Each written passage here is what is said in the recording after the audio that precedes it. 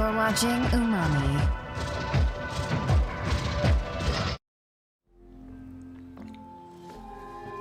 Hi everyone, what's going on?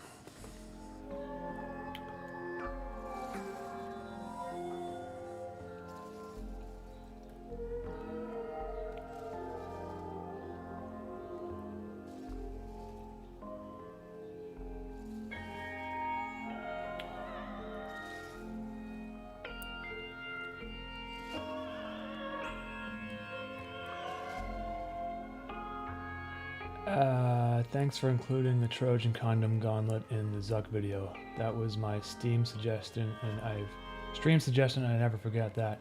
Oh, you're welcome, man. Well, thank you for suggesting it. I don't know if many people noticed that in the video, but it is kind of funny.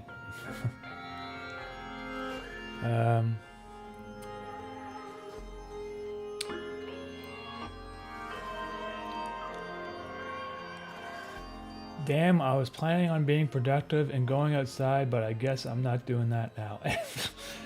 Hey, Juzzap, you should go outside. I mean, go outside while you can. It's nice and sunny out, probably. I've been trying to do that a lot more. Just going out there and... Because it's... I don't know, in Canada, summer doesn't last very long, and... This particular year has been difficult because of the coronavirus in Montreal, just curfew and all sorts of crazy stuff been going on over here. So it's been hard for me to finish this series because I've been wanting to just like go outdoors, but trying to at least work on one thing a day, and that's how it's going. You know, the problem with working on a series like this is, like, I feel like I have to one-up myself every time I make an episode. And so it's becoming like the animation is getting more detailed and intricate each episode, which means that they're taking longer for me to make. They're also getting longer, so that's kind of why I'm happy that it's coming to an end interface, so I can bring things back down in perspective, because it's getting a little bit unsustainable.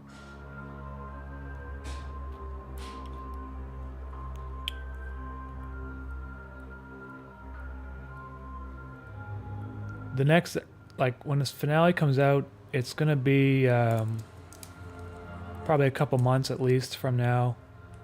I have a lot of it animated already, but I don't want to say what's going to happen, but there's just a lot of stuff, animation, a lot of action, and I mean, if you look at like Interface episode 8, it's basically like 6 shots, and it's Henrik in a bed, and then like that was like an episode, a full episode.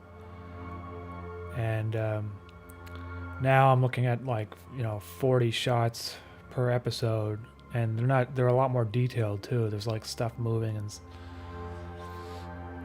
so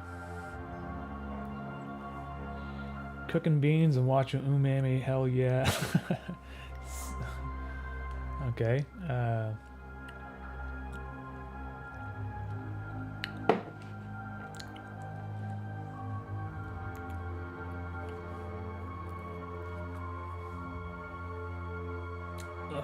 Love this shirt. Oh yeah, thanks, man. It's like a Hawaiian shirt. I got this at North Face, and it's pretty nice actually. It's very comfortable. I like wearing Hawaiian shirts.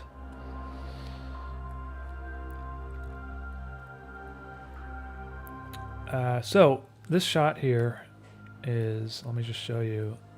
I'm rotoscoping basically a 3D model. And I have to animate Henrik jumping because he jumps in this particular shot. And typically Henrik just kind of stands around and looks at stuff, and he doesn't really move around that much, or he walks.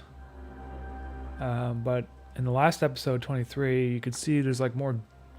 He like looks around more. His head's moving around and stuff. And I mean, the reason why he doesn't move that much is because animation takes forever. So you're gonna see. I'm gonna draw out. I have to basically draw him like 1, 2, 3, 4, 5, 6, 7, 8, 9, 10, 11. Like, I don't know how many, like maybe what is that, 16 frames at least, or 18 frames. So I figured today's a good day to live stream because it's just going to be me drawing Henrik. I don't have to think too much about it.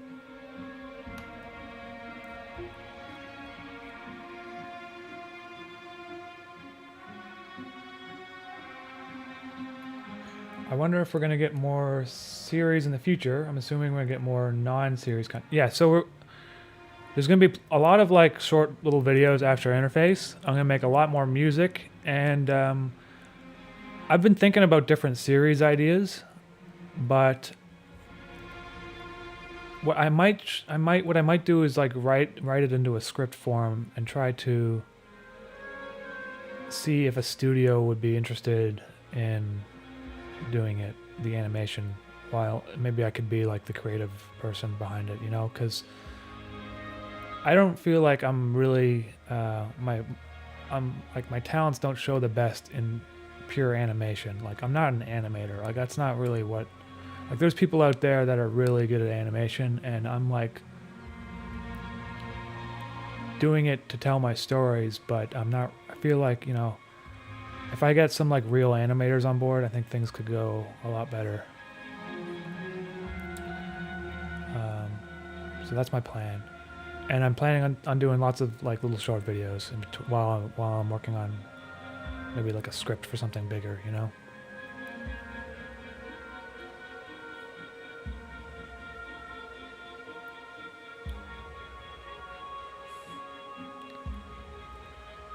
Not to discourage you, but I liked Interface's art when it was more raw, less polished. Anyway, your artistic choices are yours, and I really... Andy, yeah, I totally see where you're coming from, man. Even me, sometimes I feel like maybe I'm just like overdoing it, because before I used to draw things so quickly, quickly, you know, like just... but I don't know what it is. Like, I can't do that anymore. It's just like I can't get back into that mode. Like, I've decided I like the way it's becoming more refined, and maybe, you know, when Interface is done, I'll try to do more like purposely kind of rough looking animations, you know? Like the first, you know, there's like the first McDriven video, but maybe not so crude, because there's some shots I don't really like about that one, like the profile shot of his face. The only one I really like is the 3/4 view shot of Ronald.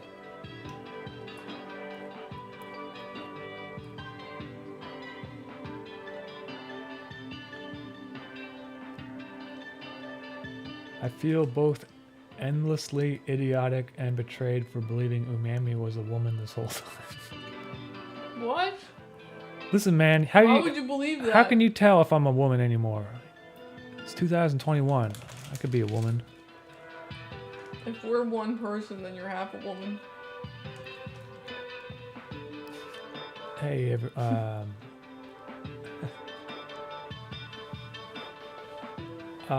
yo, Umami, what's your favorite Kanye song? Hashtag. Well, I don't know what the name of it is, but he made a song where he goes like, shoop diddy whoop, whoop diddy scoop, whoopity scoop. And when I first heard that, I couldn't stop laughing. I mean, I don't really listen to Kanye West, but I don't know. He like gained like 100 respect points for making that song in my eyes. Basically just proves that he could just make whatever the hell he wants and people will love it. I don't know if everyone loved it. Maybe some of his fans hated it, but...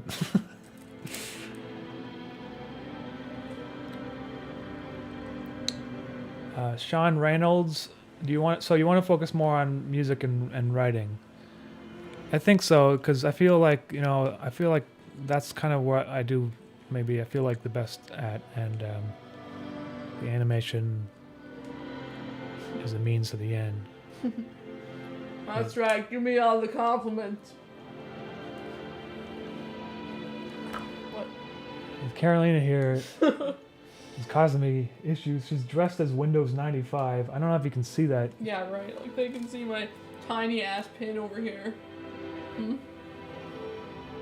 She's got the little Windows logo on her chest, but the clothes that she's wearing is also sky texture. Yeah, it's to show these kids what Windows 95 is. They're too young for this.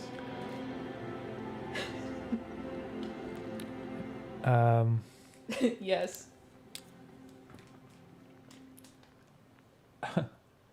"16 frogs in a trench coat." Hey man, thank you very much for the support there. I really I do appreciate that.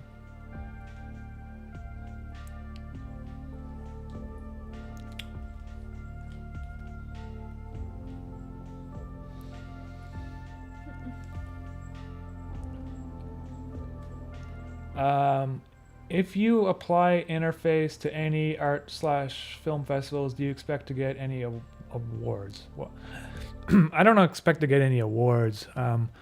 But another thing about that is it's really hard to actually get like something like interface into a film festival because it's Why don't you give him a camel toe in the other frame? because it's already been released on the internet, and a lot of these film festivals require that you don't have it previously released. Camel toe? I gave him a camel toe? Okay. Yeah, look at that. Okay, maybe I'll give him a big Ball. package.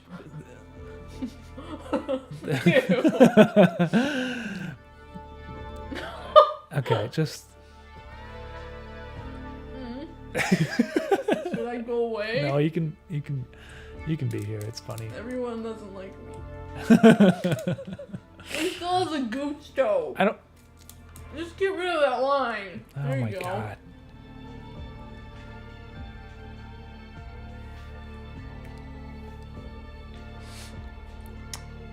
Oh man, if you guys are writing to me in Spanish, I really don't understand how to read that. Let me just try to translate it without. It's no bueno with us. I was a subscriber. I was a Spanish subscriber,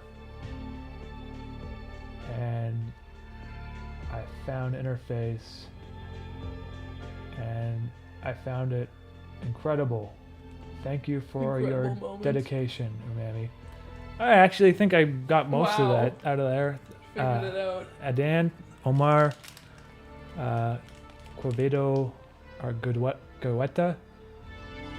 How do you say thank you? Spanish. Bueno. Muchas gracias. Muchas gracias. Wow. Muchas gracias. Adan. Oh, what's going on down here? There's some super chats. Thanks for answering the Kanye question interface. Hey man, thank you very much for the super chat, Brandon. I appreciate that.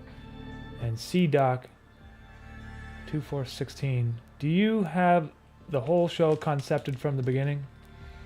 No. When I first started interface, I was taking it like episode by episode, basically. And slowly, as time got on, I started developing this thinking more, planning ahead. And I was really kind of working in an instinctive kind of way and not really logically planning things out.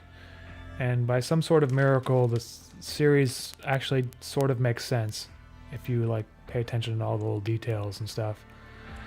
So, not really sure how that happened, but it's probably because I was just thinking about things a lot. Try not to contradict previous episodes, but it wasn't all planned out, for sure.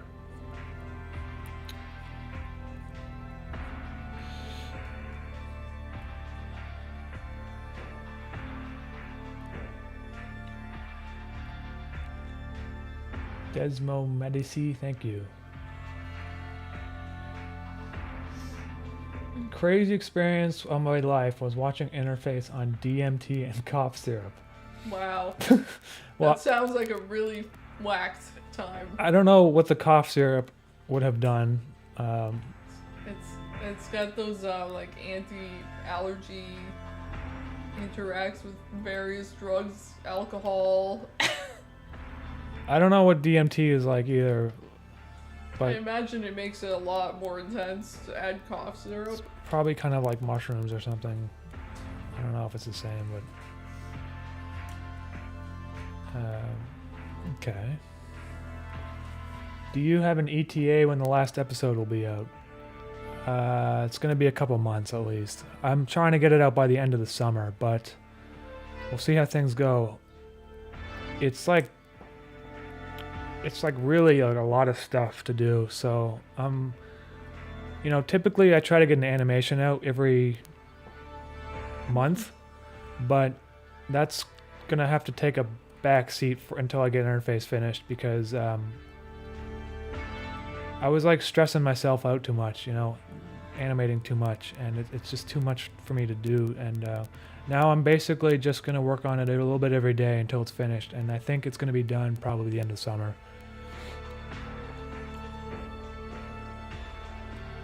So I got 2 frames of Henrik there. Is he looking up or something? I don't know.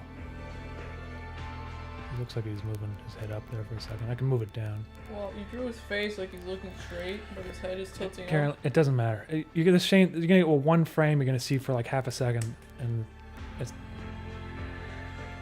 yeah. It doesn't matter. Today it doesn't matter. It does not matter. Okay, alright. First priority is just getting this drawn in. Maybe I can fix it later if it looks weird. I'm just gonna say that his neck looks extremely long. Yeah, I guess you're right. It's like way up there. I don't know why the neck is so high up. Because the guy's head is tilting. You're drawing it like it's normal. Alright. Well, now his neck is lower. Look at his neck now. What's wrong with him? Alright. Clearly, I need to do something like this.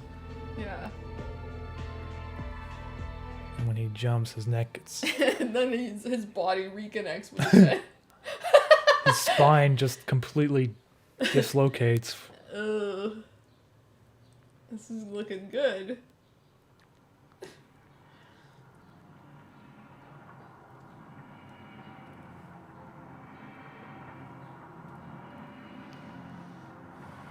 Okay.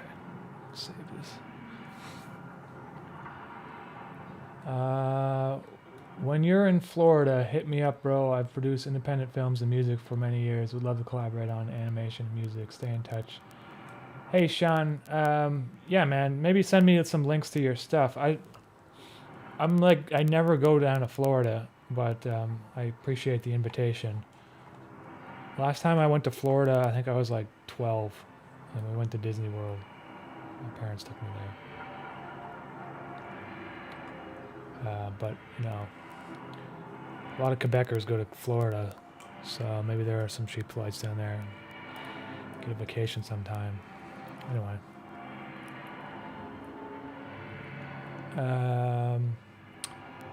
DMT is a substance that your brain produces when you are dying. That's weird, man. Cool. I didn't know about that. Apparently, when you die, you kind of get like these like feelings of like warmth and stuff, that everything's okay and that sort of thing. Yep. That's really weird to think about. Like, is it actually okay, or is that just chemicals telling you that? Chemicals. That's what I mean, right? It's kind of messed up, isn't it? Why is the chemicals doing that to you? Like, what's the evolutionary benefit of telling you things are going to be okay when you're dying? Because it actually has no effect on the world around you or your species as a whole. Or the outcome. Or the outcome. You don't like magically stop dying because you feel it's good. So if evolution's true, why is it that we evolved that trait rather than just dying in horrible pain? That's something weird to think about. Hey, Umami, is your wife or fiance white? Yes. Why? She was black, but then we had her skin bleached. Yeah, I bleached my skin. I also had pigment removal with lasers. Like Michael Jackson or something. I can't stick around. I just want to drop and say, hey, Gibert, thank you very much for the comment there. And Gonzo, thank you. People are verbose today. Yeah, there's a lot of stuff to read here. Will we see Mischief after Interface ends? He's one of my favorite characters. Oh yeah, I mean, I'm planning on doing more, like, you know, like the stuff I did for Adult Swim, kind of like one-off videos where Mischief's just messing around with people. I'll probably do some more stuff like that. And, like, it can make sense in the world because you just assume that basically any time he's doing stuff like this, it's before he met Henrik. Or after, I guess.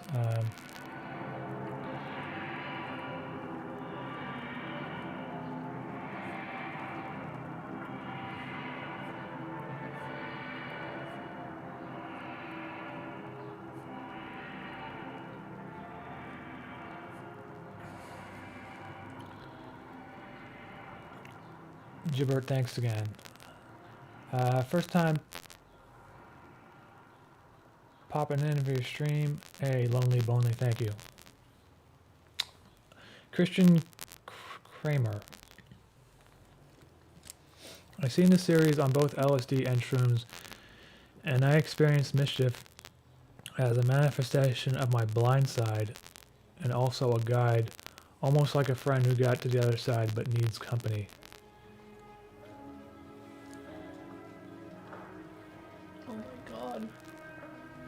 Yeah, well, I was reading this book called Man and His Symbols by Carl Jung, and he's talking about how there's like these different people within you. Your microphone's fucking up.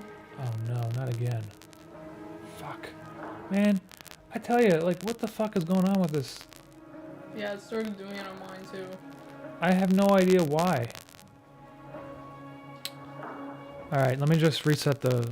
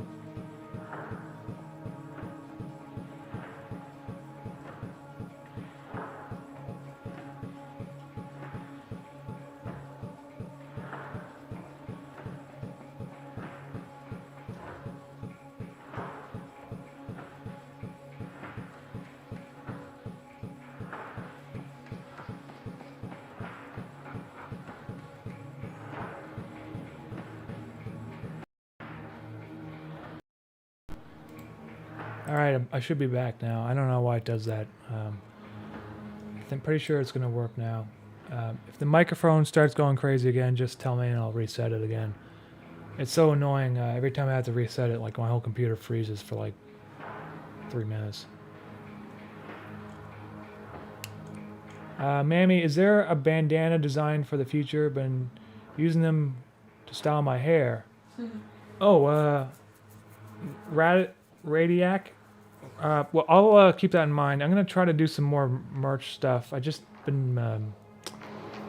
haven't been doing it recently because I've been just been busy animating, but that's a good idea. Maybe I'll make a bandana. I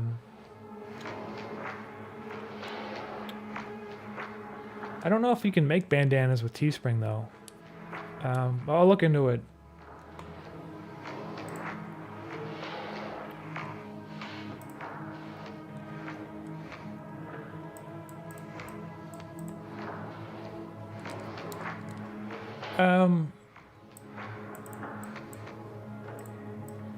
Cammy's involvement in 9/11. It wasn't really, you know, there's a lot of things. It's kind of like a metaphor. It didn't really happen. She wasn't like actually at 9/11 because what happened was she's within the interface. She's like it's almost like she's like a digital abstraction of history and things that have occurred, and so like Henrik seeing that was almost kind of like a dream to him. So she wasn't literally involved with 9/11. But the idea behind that was that basically there's things that have happened in the world that we don't know the full story behind. And I'm not saying that in terms of conspiracy theory, but like, we really don't know the full picture about things. We're just learning about UFOs this month and how the government's releasing all this information about them just now. And they're basically saying that they've been up there for a long time and they just never really been able to do anything about them. So she's not literally at 9/11. That's what I'm saying.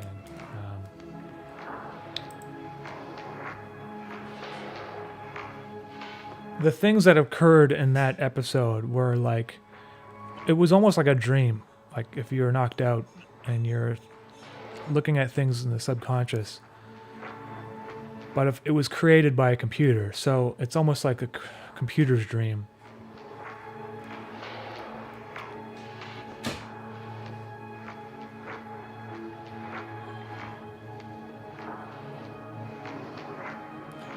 John Yang, can you discuss your interest with Francis Bacon? I'm also obsessed with them, and I hardly find anyone else who knows, let alone appreciates his art. I first discovered Francis Bacon because of the Silent Hill video games, and the monsters were purportedly inspired by his artwork. And then I started looking into his artwork, and just aesthetically, I just thought it was quite interesting. The big planes of color that he uses, and then the kind of morphing, butcher-esque, kind of like almost grotesque ways that he paints people. I thought, I read more about him and I find out what his art studio looked like and then what his life was like. And he just comes across as an interesting person. And so he just became one of my favorite artists that way, I guess. There isn't really much more to it other than that.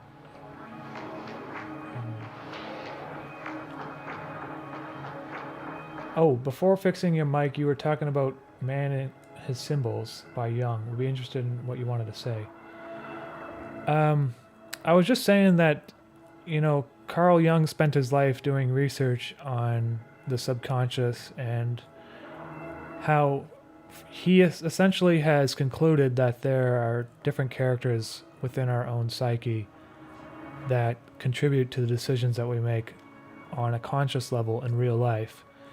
And if you are able to decipher them on a subconscious level, you might be able to become more in peace with yourself or the decisions that you make. And he has very specific characters, and of course everyone's different, but I just found the whole idea about how he started that whole branch of psychology I just thought it was very just interesting to read about, that's all. And when you watch movies like The Matrix or whatever, or movies that really resonated with people, they often cite the archetypes or hero's journey, which is all based on the research that Carl Jung did back in the 60s or whatever, in the 50s. And so as a storyteller, or if you're trying to write a story and you want to know what is it that makes people connect with a story, if you read these kind of psychological books on the archetypes and the subconscious, you might be able to have an easier time writing your story. That's all. And it's another one of those things where I went in reading the book without really having much research, without having known much about it. And So I just thought it was an interesting book to read. That's all.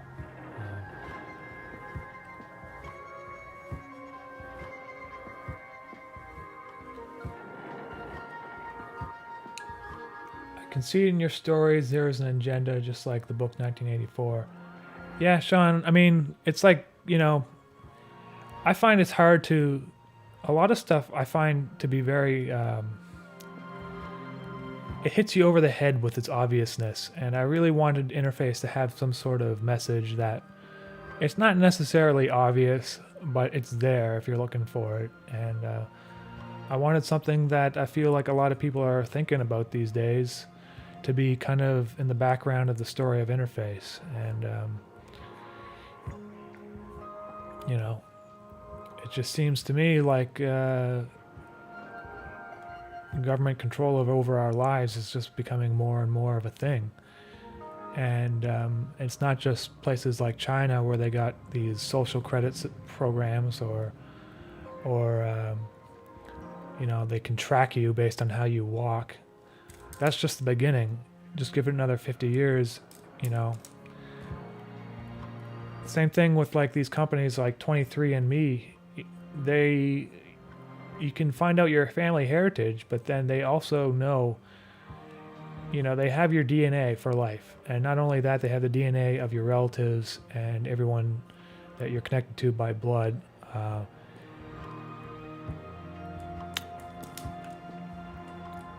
And I could be wrong, but I think it's even possible to trademark sequenced genomes. So...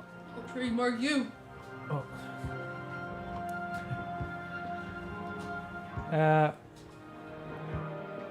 Just wanted to say thank you because you inspire me to create art and rediscover my passion. Hey, Joseph, thank you for that. I really appreciate that. Hello, Umami and Carolina. I love you guys. Keep on being... Okay, well... You love me? Why?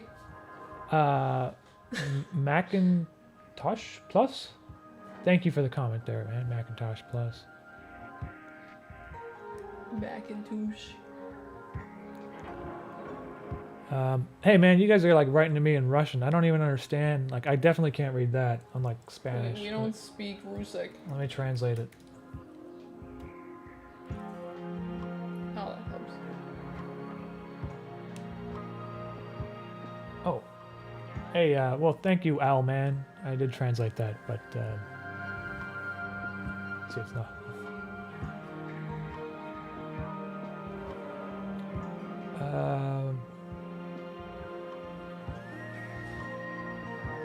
Let's see here.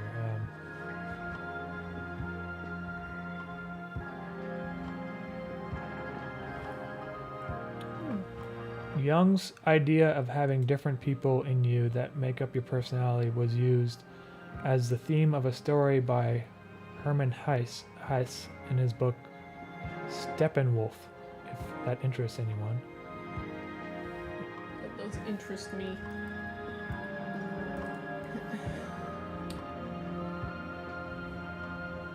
Oh. Is it a comic or a book? Let me see. I feel like... It's a band and a comic and a book. Who wrote it? Oh, Hermann Hesse. Take that instead. Thank you, Dandelion.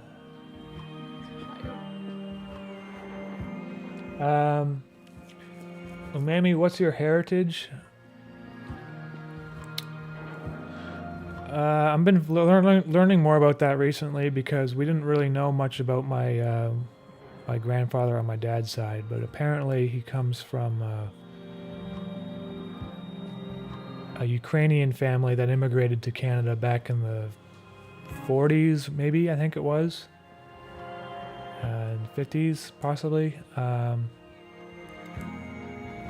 And at that time, actually, it wasn't Ukraine, it was Poland. So it was before that, maybe the 30s. And on my mother's side, they come from New Delhi, India. And so I'm kind of like mixed. And I've been thinking about going to New Delhi later this year if the borders open up again, because my grandfather is getting quite old. and he had a stroke earlier in the year, so.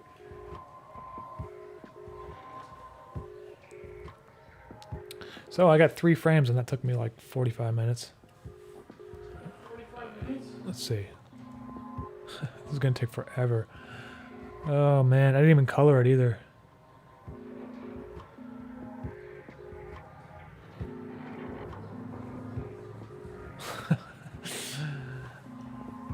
Okay.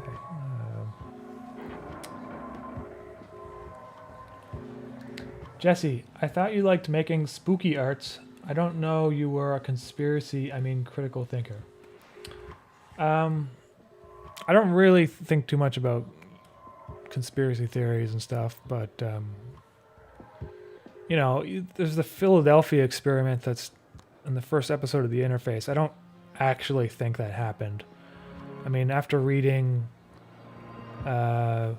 what most likely occurred, there was probably just some misidentification of different ships, and I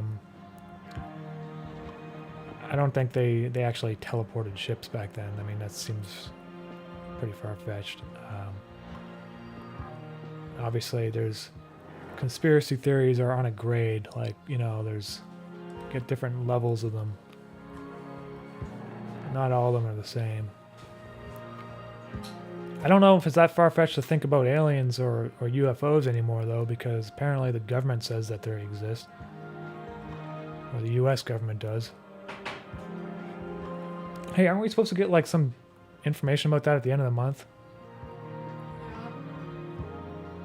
Give me my UFO facts. Yeah.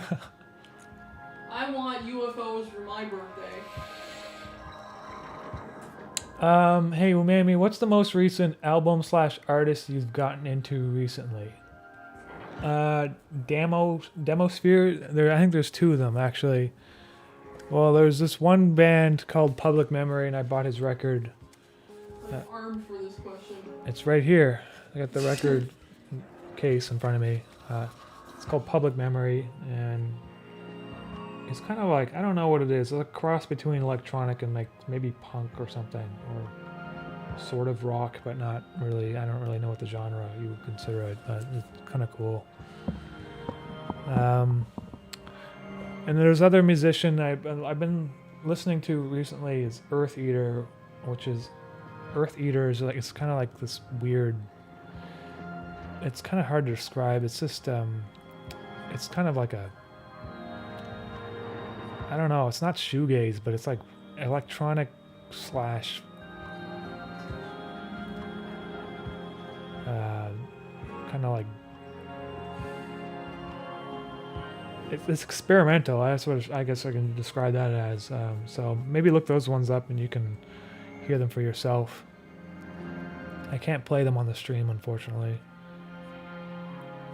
I mean, maybe I could, but I don't really want to risk getting a strike or anything like that, so.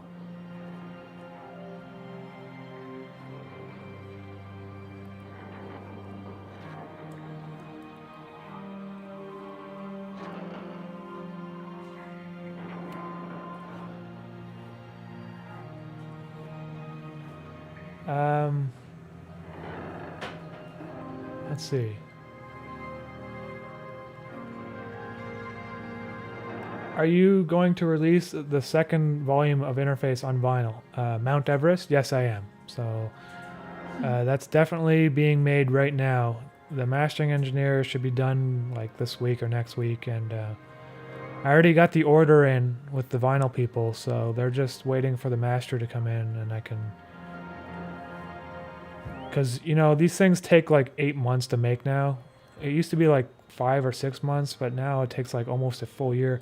This is why the Corona Wave vinyls still haven't arrived, because They're delayed by the corona. They've been delayed by coronavirus, which, I mean, that makes sense. I should get a sticker you put on it. You know, this company I made the first vinyls with, it took, I think, it still took a long time, but it wasn't quite as long as. Anyway, it doesn't matter. They're coming out soon. It should be next month, actually, and like early next month, and then I'll be sending them out immediately. And then the Part 2 soundtrack will come out on Spotify as soon as like the episode 24 is released. And then I'll take pre-orders if people want to take pre-orders for the vinyls, but it might take it might be like December or possibly January or February of 2022 before the vinyls are actually made.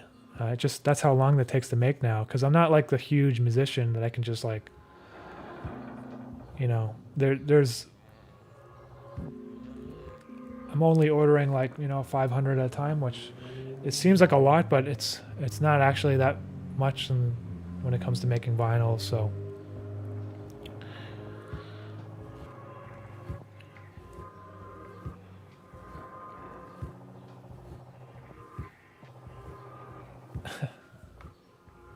hey Umami, what's your favorite food?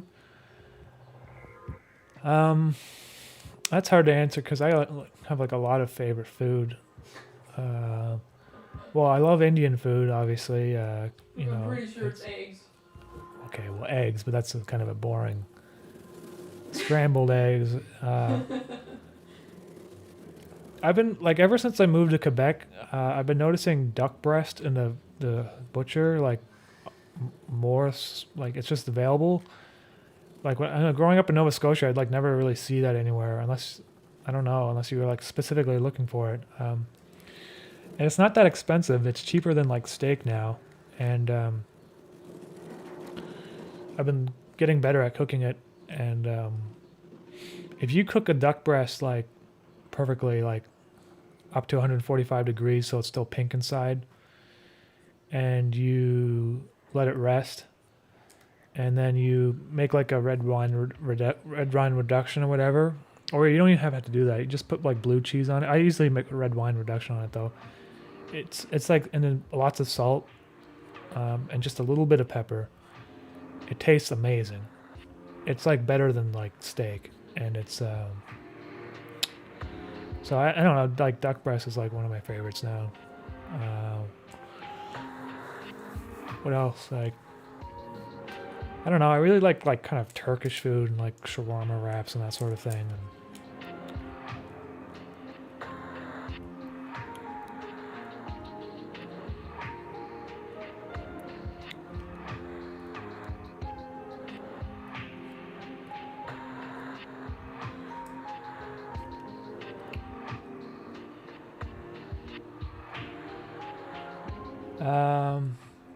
Anybody know of anybody that streams themselves animating like Umami? I think there's a channel called Fox in Space, and I think he streams, but I think he does it on Discord. I'm not sure if he streams on YouTube.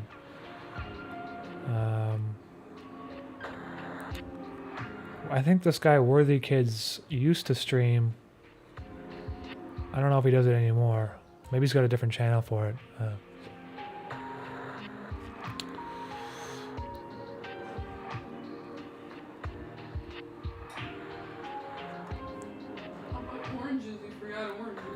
Oh yeah, and I guess for favorite food, I've been eating oranges like every day.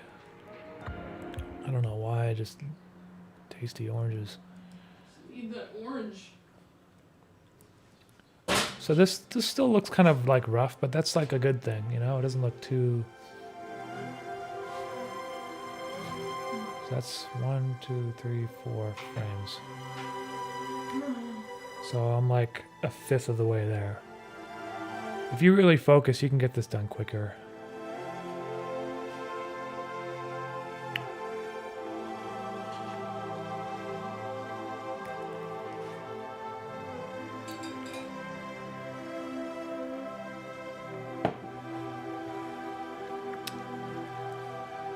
Miss David Firth and Mr. Weeble stream on Twitch.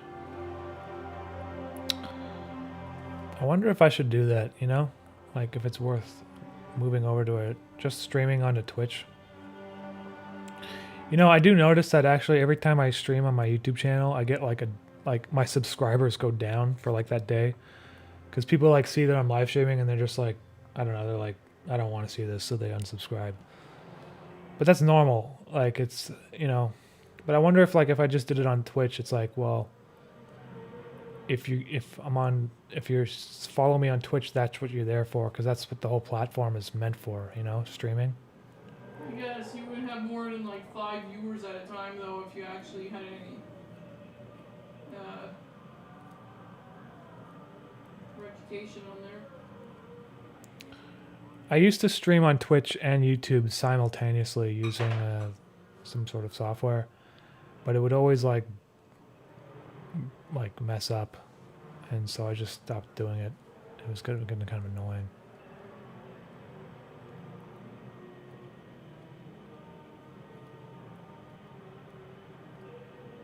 Did you get a lot of new people from this stream? I don't know. I don't really know how the YouTube works anymore. How the YouTube works. The YouTube. The people come. And then they stay. Okay, Carolina. Or they don't. Stop being so serious. It's boring. Fuck. I don't know. I'm sorry, guys. I'm not very silly today. I got back from the gym, so I'm like kind of tired, but in a good way, I guess. I like exercise. Couldn't really exercise for so long.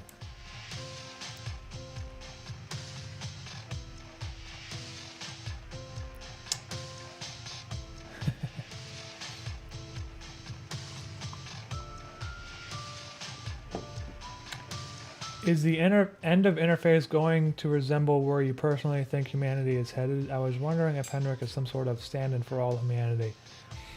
I don't necessarily know if it's gonna like be like this is what the future's gonna be like, and you guys, you know, I think it's mostly about just getting people to think about these things and not necessarily trying to be preachy about it, though. Maybe it comes across, I don't know, it's hard. Like I'm reading this book actually right now. You guys probably read Fahrenheit 451, is that what it's called? Yeah.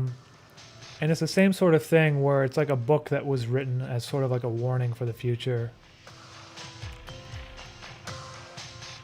And he was like one of the first to like write it in that sci-fi kind of style back then.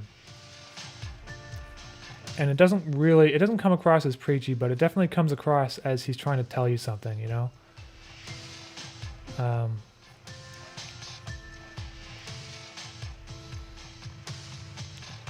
mean, when I started Interface, that wasn't really my intention.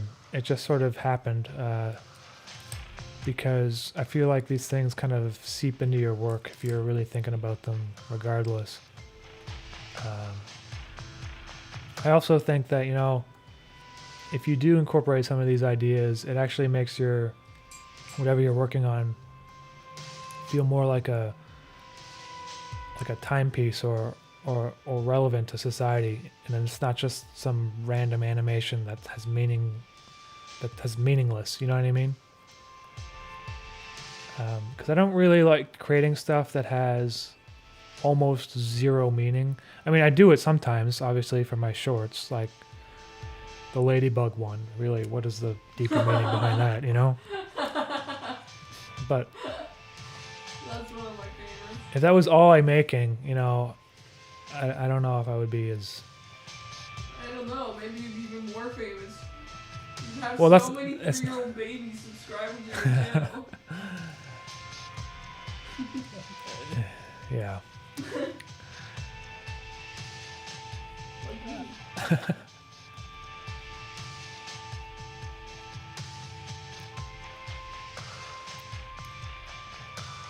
Interface is actually an allegory for what people think of cornflakes. Yeah. I think... Finally someone figured it out. God. That's exactly it. I couldn't have said it better. They think about cornflakes and what to do with their old pickle jar water. Do they wash it down the sink, or do they flick it on their sandwiches like Hannibal Buress?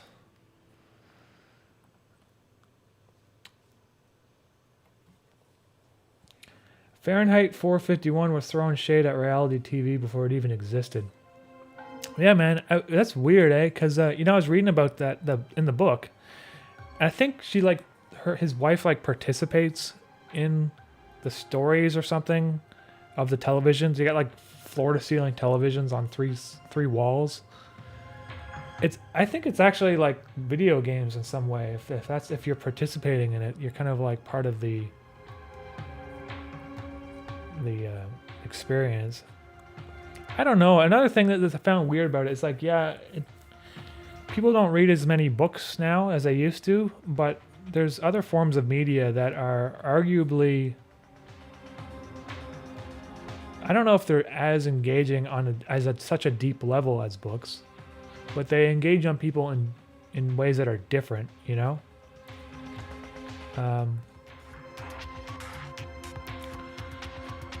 I personally find it really difficult to read, and I think it's like I used to read a lot when I was younger, and now it's like I have to force myself to read almost.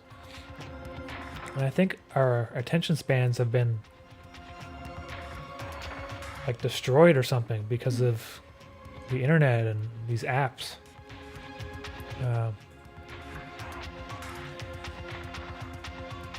Maybe that has something to do with it. I don't know.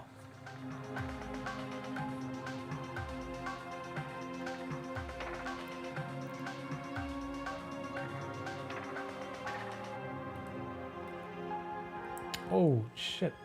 Sandland. Hey man, thank you very much for that. That's super generous of you. I really do appreciate the support.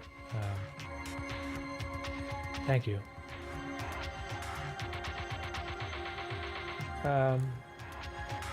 Oscar Wash. With a friend, we catch the Herzog vibe since the beginning, and the Caillou dies short just blows our mind. Herzog is a big influence for you. Man, every time there's like a new Werner Herzog movie, like we pay for Netflix, so I watch Netflix, and they have a lot of, in rotation, they have a lot of Werner Herzog films. And so slowly I've been like watching all of his movies as they come out. And I don't know what it is about him, but he's able to make something that like I initially wouldn't really care too much about. He makes it like really interesting somehow. He just puts things into perspective, like in a new light, you know. And like those and so I was watching that one he made about the cave drawings. Yeah, I was watching it too. Carolina was also watching it. And I don't know, like I don't know, that kind of stuff used to put me to sleep. Like I don't know what it is. It's like, yeah, they're cave drawings from like 200,000 years ago, but like, I just didn't really appreciate it. And I don't know, the way he presents these drawings was just, it just helps me appreciate things better. That's all. And of course he's got his really dry voice, which I have to try to impersonate because it's, another thing that's funny is he's like, you ever see that movie Jack Reacher 2 or whatever? Werner Herzog plays the villain, and it's really weird because it's just really weird. Like he's like murdering people. Him. It's Werner Herzog, but he's like murdering people. Yeah, he's just an evil Werner Herzog. They like clearly cast him for his Dracula accent, and he just sits there and bees German. They're like, we love you because you sound like an evil guy. Yeah, basically. Even though you're just making movies about caves not even and. really acting. He's just sitting there and talking, and it's just like, what? This is the character? And people die. I think the first Jack Reacher movie was okay. The second one, all pretty bad. They're pretty bad, all of them, honestly. For Come Tom on, Cruise. there's, like Tom Cruise shots of his like nipples and stuff. Oh, I forgot about that. I hate that kind of stuff so much. They have like chest shots of men in movies. It's It hard. makes me laugh. Okay. Gonna hijack the terrain from the corner.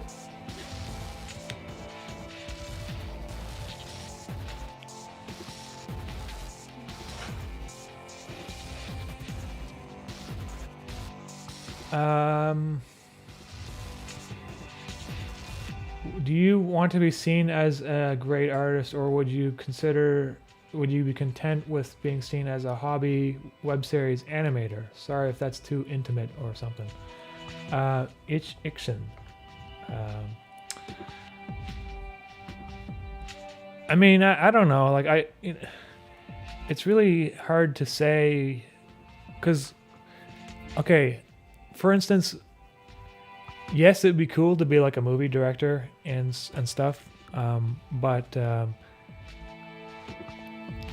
like things all kind of have their like golden age, you know, and I don't know, like maybe 20 years from now or 30 years from now, people are gonna be like, man, those YouTube animators really had something going for them, you know, for a while there, right?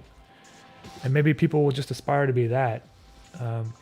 I'm just taking things one step at a time, you know. I got this web series I want to finish, and if I can, I'm going to try to get something done on a larger scale. But, you know, if it doesn't happen, it's not the end of the world for me. I'll always be creating music or drawing or something, you know. Just like when I started making my music like 10 years ago and like no one was listening to it really. Obviously, I've started making a lot more music since things have kind of turned around for me. But I was still making it. I think hopefully that answers the question there.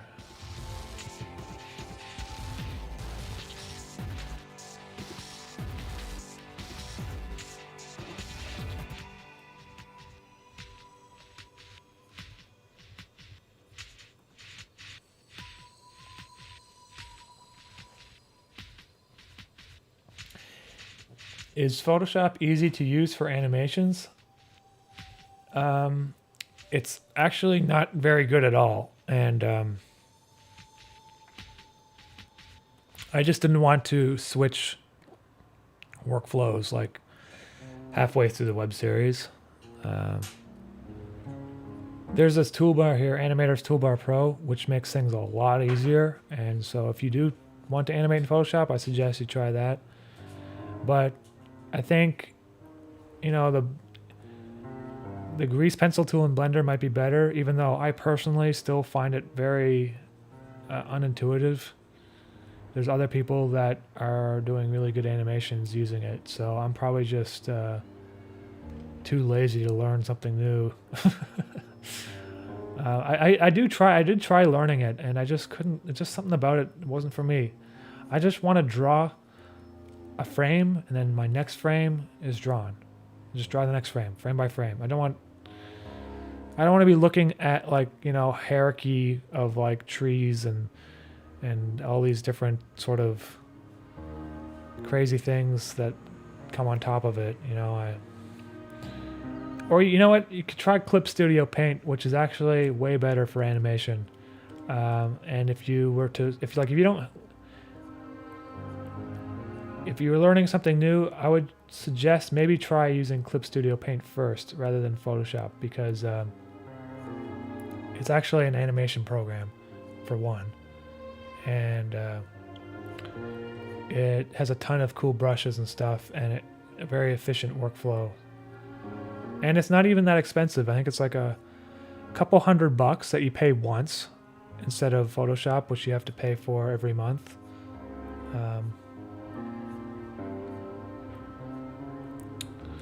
Clip Studio Paint, yeah, check that one out. And Blender Grease Pencil. I mean, the Blender's free, so you can't really beat that in terms of price.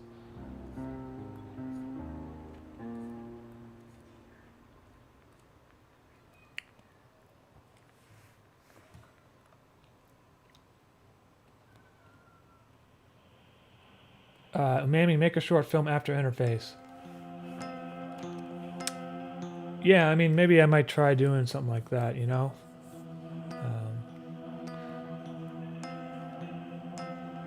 Like a self-contained short film that's like 10 minutes or something, you know? Maybe.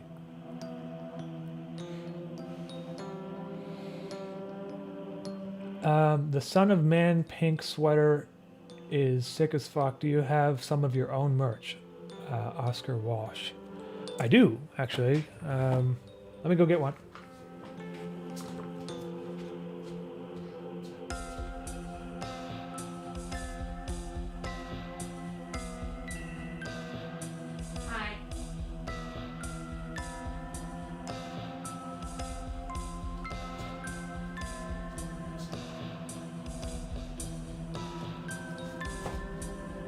All right, so let's see here. If there's a better camera, I can show you stuff with. No, I can't. Well, anyway. Turn off your stupid effects. Nice. I got this shirt from my my main store. I really like wearing this one because I don't know, man. Like, if I like walk around in the city, I get like a lot of people like looking at it. Like, they're like, "What is that weird clown face?" Just and like, it's kind of funny because like they can't look away from his big hot dog lips. And then so I got that one, and there's also well, this is Mischief being a bird in the window. This is from the Teespring store. And I had this was one of the first ones I got, so I like this one too.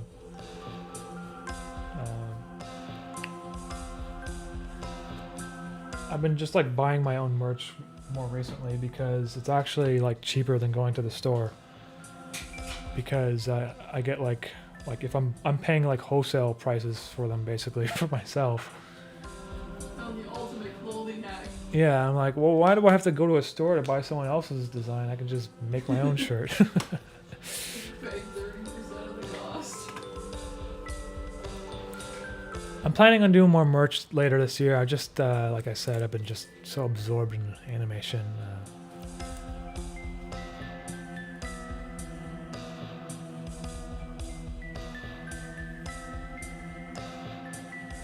Sean Reynolds, ever watched Studio Gilby?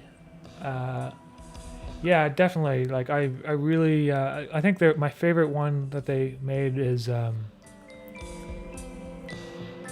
Nausicaa, Spirit of the Winds, I think is what's called.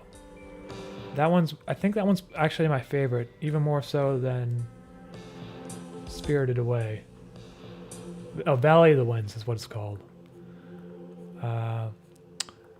And then I said after that one, I like, and there's a whole bunch of them. I'd say I like about like half of their movies, Studio Gilby. Then the other half are just too kind of like, they're too young for me. It's like geared for a younger audience, or just you know, I mean, they're all kids movies. I mean, but they're still amazing.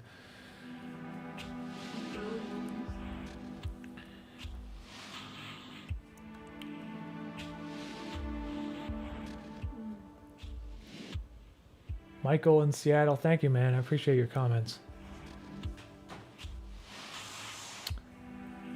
Have you watched the Quantum of Conscience review yet? I've watched like parts of it, but you know what, man? I don't really watch like reviews of my own web series because I don't want the interpretations of other people to influence the direction of the series too much, you know. So I do like sometimes I'll watch it quickly or I'll skim through it, but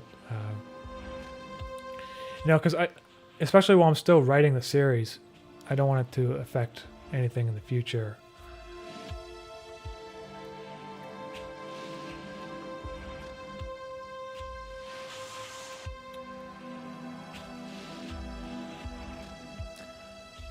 Makes him so cool.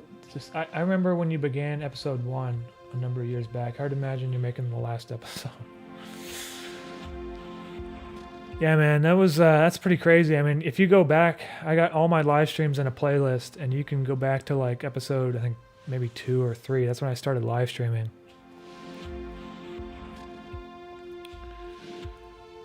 I feel like I was a different person back then. Like, I feel like I've changed.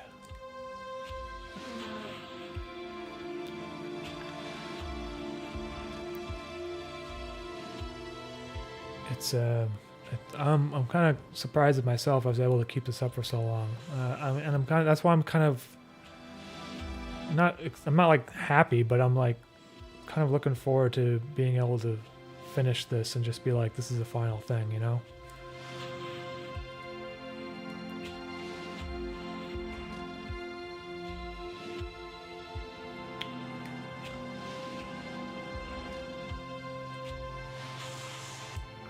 Do you have any plans on traveling the world?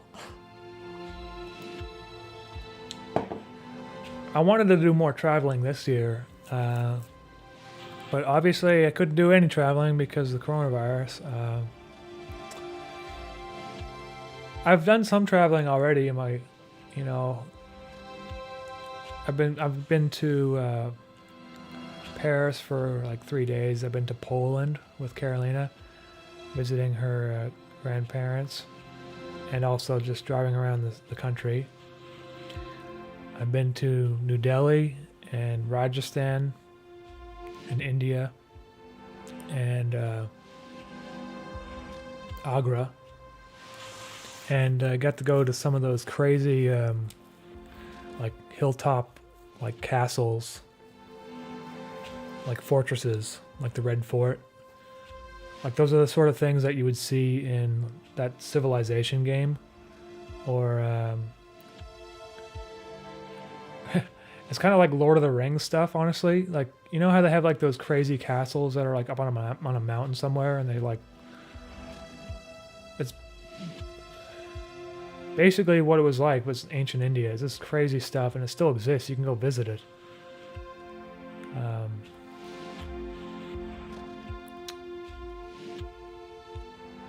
I've been to Cuba a few times just because it's like a cheap destination spot for us Canadians, and it's an interesting place for sure. Yeah, I think that's about it. I've been to British Columbia in Canada. I want to do more traveling, you know, just maybe a couple weeks at a time, you know, go somewhere for 2 weeks or 3 weeks and then come back, but hasn't been easy recently anyway. One place I want to go is Japan. Just, I don't know, like, I just want to, like, try their different foods and stuff and see Tokyo, because it seems like such an interesting city.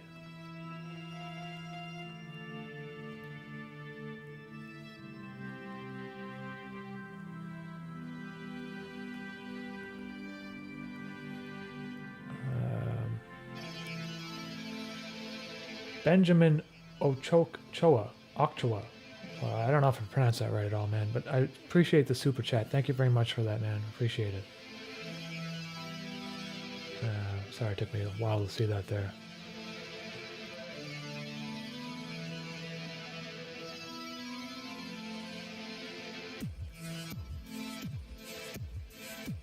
Honestly, the creative process does change you, in my opinion. You become a different person in the process because of it. Yeah. You know, especially when you are like working on something almost every day, you really have to like develop a discipline, you know? And I almost like feel bad when I don't do something. Like if there's like a day I just don't do any work, I feel like I feel bad. And it's kind of unhealthy at times because like I'm almost always working. It's I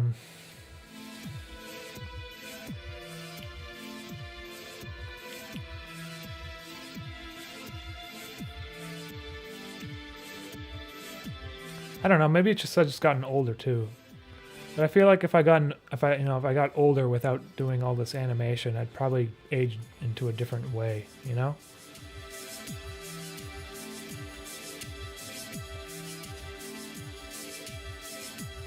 I'm not necessarily sure if it's just creative work or just work in general. Oscar Wash, I do speak French. If you want, you can ask me questions in French. I just, I don't want to risk embarrassing myself by speaking it. Every time I go to the hospital and stuff, I got to speak French. I can speak French mostly. I was too honest. That's how I feel. Like, I know what you're saying, but I'm not gonna take the social risk of looking like a fool right now. It just, my French is full of grammatical wrong. Like even my English isn't very grammatically correct.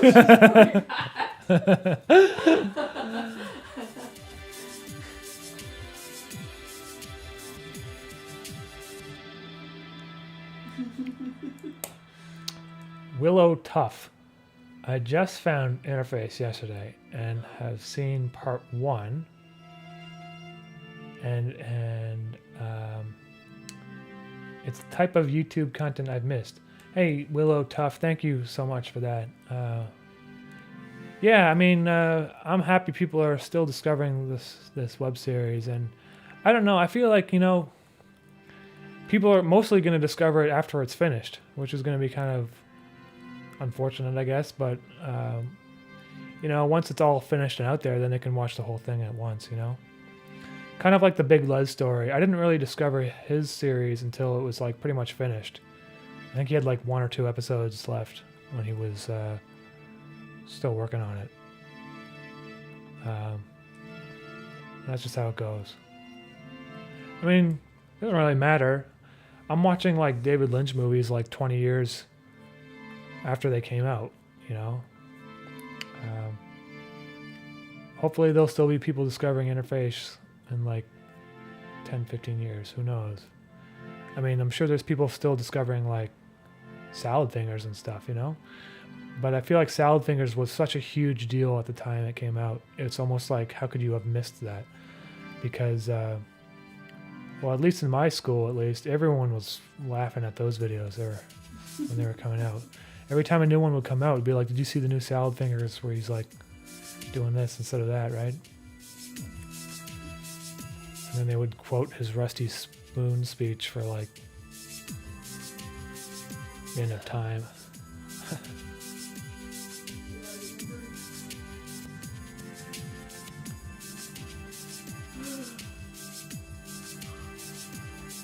Eduardo Perna, thank you for the comment there.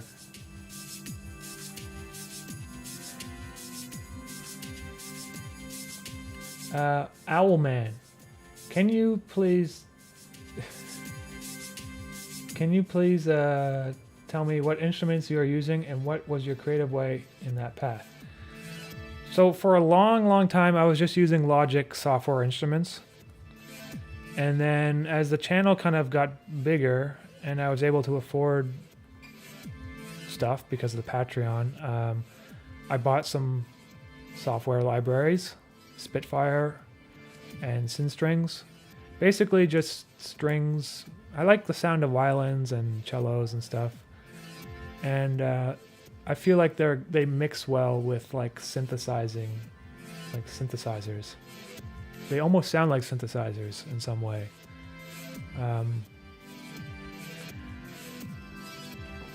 And in terms of drums and stuff, I don't really, like, I'm actually learning how to play drums now too, but I haven't recorded anything.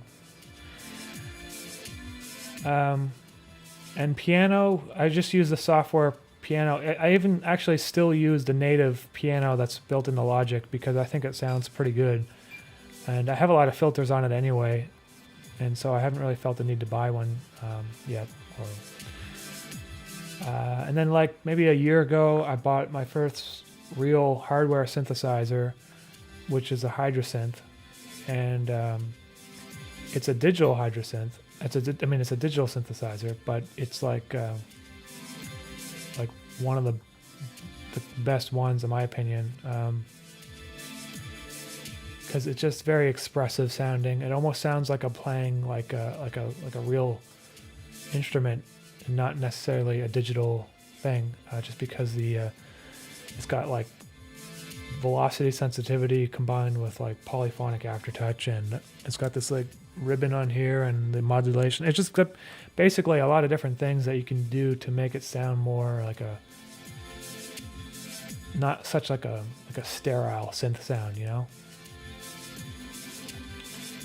So I like to blend a lot of synth sounds together, like different patches, and I adjust patches. And but more recently, though, what I've been doing is composing something and then sending it to an actual musician. Like there's these people I use now in Ireland, and they record viola and violin, and they have like an analog, basically, recording studio. It's like a hybrid recording studio, and I've been extremely happy with all the recordings, and the recordings sound better than software libraries for strings. Nothing beats the actual instrument.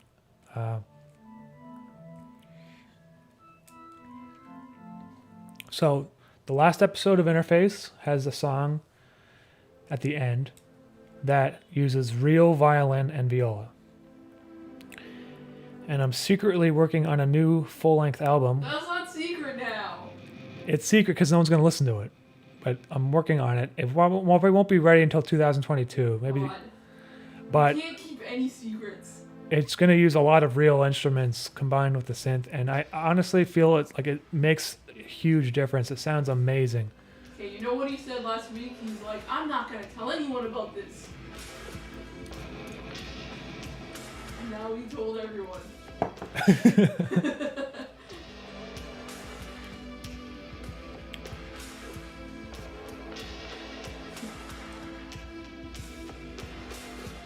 Have you ever tried The Dig, an oldie from LucasArts? I've never played that one, man. The Dig. Sorry, man. What is the name of that synth? It's here. Let's type it out. Hydra synth. It's new. It came out like last year, I think. And it's like it's made in Hong Kong. And I think it's like has some Canadian developers or something, or the company's based in Canada or something like that. Or something like that. I don't really know. And I was researching synths because I wanted to buy one because my MIDI keyboard was like really, really old. It was a first generation Novation SL1, and I think that's like 15, 20 years old. I don't really know. It wasn't really working that well anymore. So I wanted like something that could be a synth, but also a MIDI keyboard at the same time. And most synths have the ability to be MIDI keyboards. But the Hydra synth has polyphonic aftertouch as MIDI as well, which is one of the reasons why I bought it, because a lot of other synths didn't have it. Another reason why I bought it was because it's just really easy to use. Like, and you want to change the way a patch sounds, you can do it with just all the buttons on the surface really quickly, and you don't have to like dive into menus too much, you know. I was researching, and then there was few other synths I was considering. There was one called the UDO Super 6, which is made by a British company, and it's also new. But I think it was like twice the price. And I decided, you know, with all the features the Hydra synth has for the price, it was quite a good deal. And so that's why I went with that one. I've been very happy with it.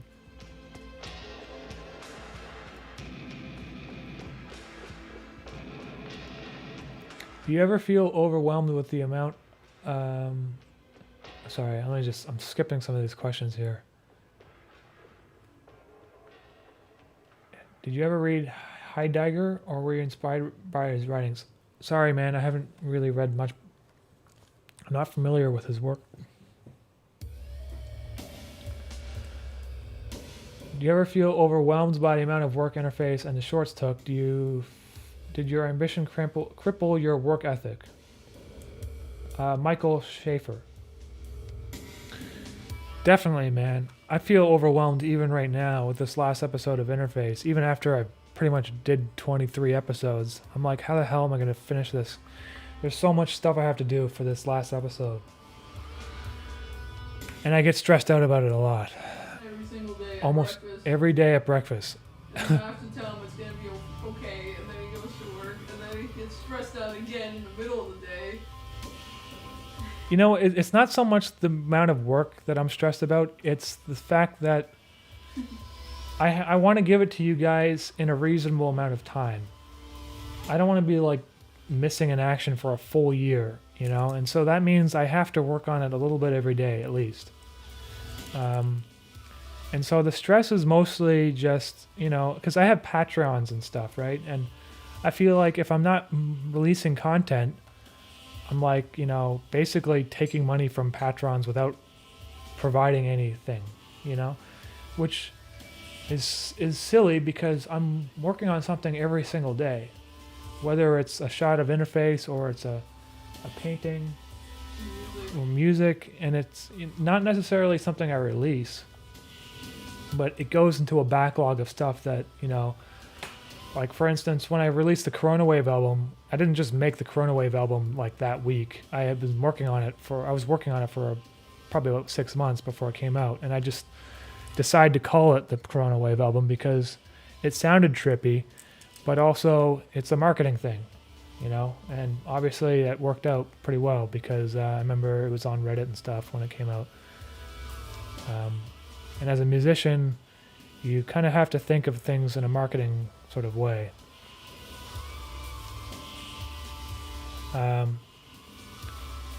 So anyway, I do get stressed out, but you know, I do realize that, you know, at the end of the day, you guys have been super patient with me, and as long as I just do a little bit every day, I shouldn't really be too stressed about it. Just take one step at a time. And I think that's how the way it is with everything. You know, a lot of writers say, like screenwriters and stuff say, as long as you just open up the software and try to get something out there every day, even if it's only a couple sentences, at least, you know, if there's some progress there. And really, there's no excuse, because every day there's a moment of time where I'm literally just wasting, scrolling on the phone. And so if I got time to waste during that, I got 20 minutes or I got an hour or I got 2 hours to do something. And, you know, once I get the software open and I get going, I usually work for at least 4 or 5 hours. And then on the busier days, I go up to 10, 12 hours. Towards the end of the series, I'm like working the entire day for like 5 days. That's when it gets really stressful. But, you know, and creative stuff I feel like is also difficult because you can't just be creative all the time. Like sometimes you need to like just relax, and you have to think about things, and you can't just be like pumping out creative ideas all the time. It doesn't work that way, you know?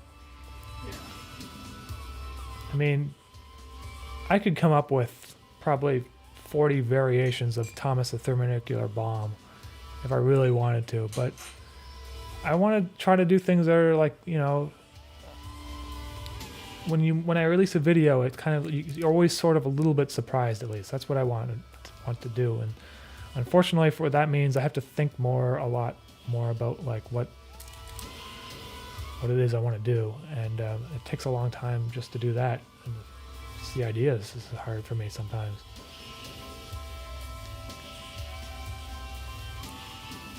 Well, someone who shows your butthole for money at the end of the day, and you actually make stuff, so. Yeah, and then I get all stressed out about this stuff, and I think about the people on. And then I come in the room and I'm like, remember the mukbang guy that shows his butthole on OnlyFans now? And then you calm down.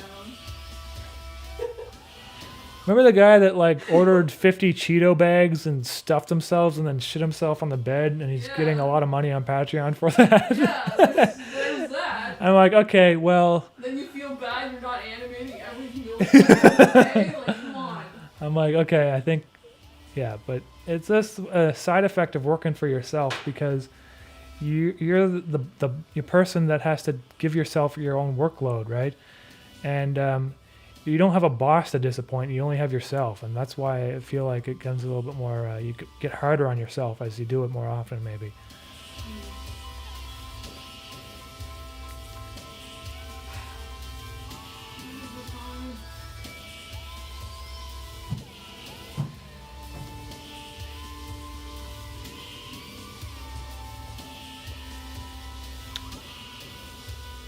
I think you might like Buckethead's album Population Override.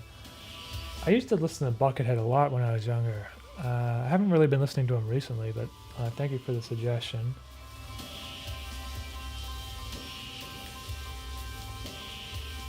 I like how Buckethead went through a period of time where he didn't have the KFC bucket on his head and it was just white, and then he went back to the KFC bucket.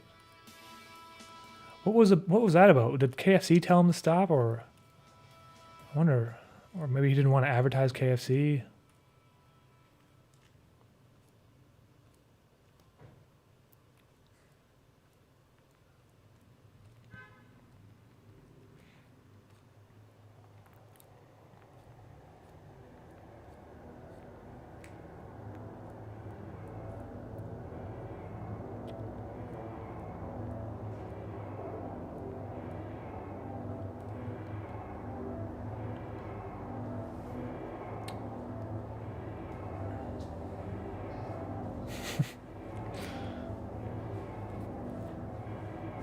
Dance, what was that?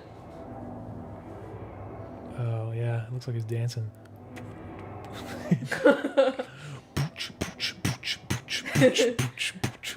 Bass drop. Acid.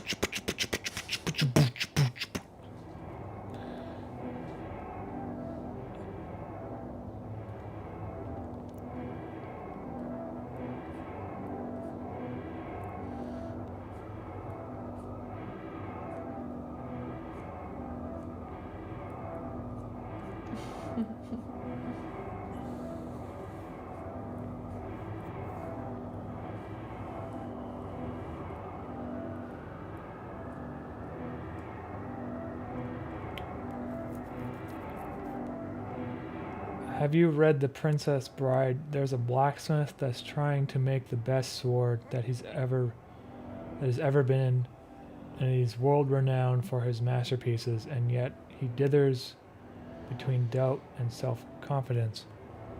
He's got imposter syndrome.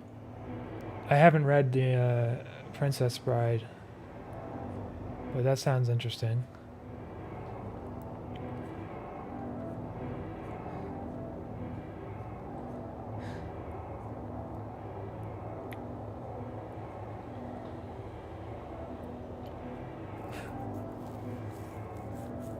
If Henrik doesn't dance in this episode, I'm going to be sad.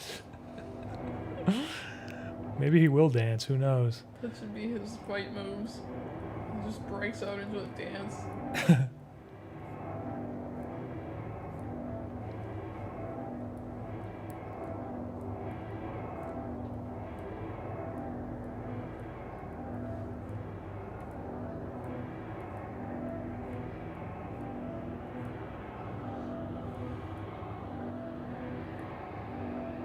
Yeah, if you can replace like even 5% of the mindless scrolling you do with just trying to do something creative and you do anything, that's already a bit more progress than 0.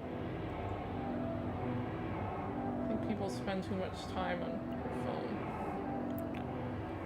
That's just the nature of these apps these days. It's like they're designed to keep your attention on purpose, so it's not your fault either. Like, they're manipulating you to pay attention the entire time and to come back to it, but you have to make the effort to go sit down for like half an hour and just do something that you actually care about. Like, I started using TikTok, as some of you guys know. I've been uploading clips to TikTok, and I'm just like, man, this app is like the most addictive app. It is, isn't it? It's more even addictive worse than anything else. You know what? It's worse than YouTube because YouTube recommendations are so garbage. You see the same like 8 things for the you get bored. 3 months.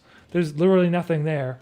But on TikTok, there's always something completely new, and not all of it's interesting. But I'd say there's like but you watch it anyway because it's only 5 seconds long or whatever, 15. Mm-hmm. So you're like, I'll just check this out, and suddenly it's been like 2 hours.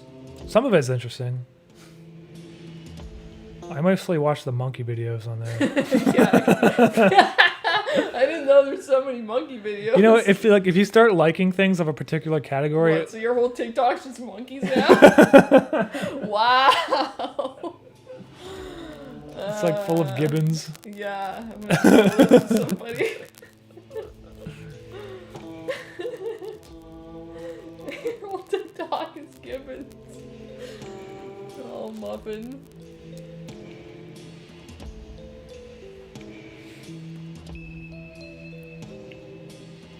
so easy to say when you're just a person and you delete your social media. If you have to use it as a creator, it's just you can't. It's too hard.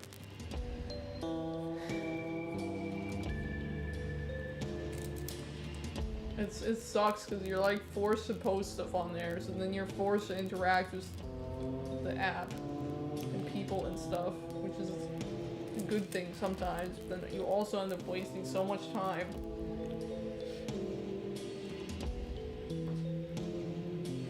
I've been, Michael Schaefer, I've been putting off my creative work.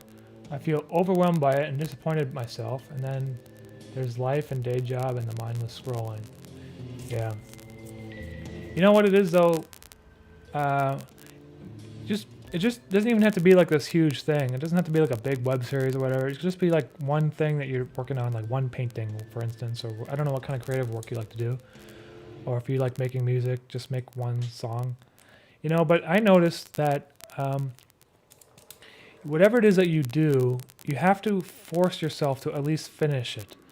Because if you have a lot of unfinished projects, that can be very demotivating for yourself. Because if you at least finish your projects, even if you only do a few things, you can look back and be like, I got this one thing that I made, and I don't know if I'm really proud of it, whatever, but at least I did it, you know? Yeah. And they say that about making music, is you really need to finish your music. You can't just have these unfinished Logic files or whatever. Because you don't really improve until you finish something and you can look back on it and see the progress. Yeah, exactly. That's how I feel about it. And if you're trying to make it perfect, then you never actually really learn stuff because you're just so stuck on making it perfect instead of collecting new skills. Yeah.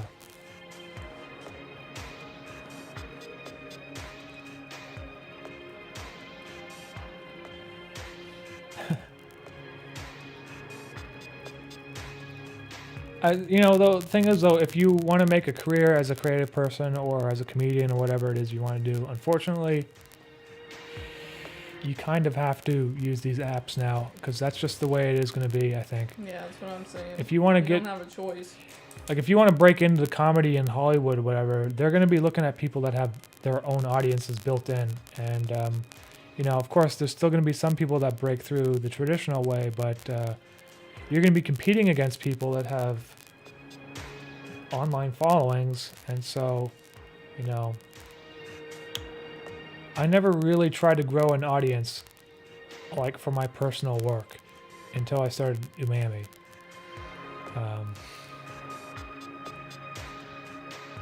We had like another YouTube channel before that we made documentaries for, but it wasn't like my personal artwork. It was just something that Caroline and I worked on together.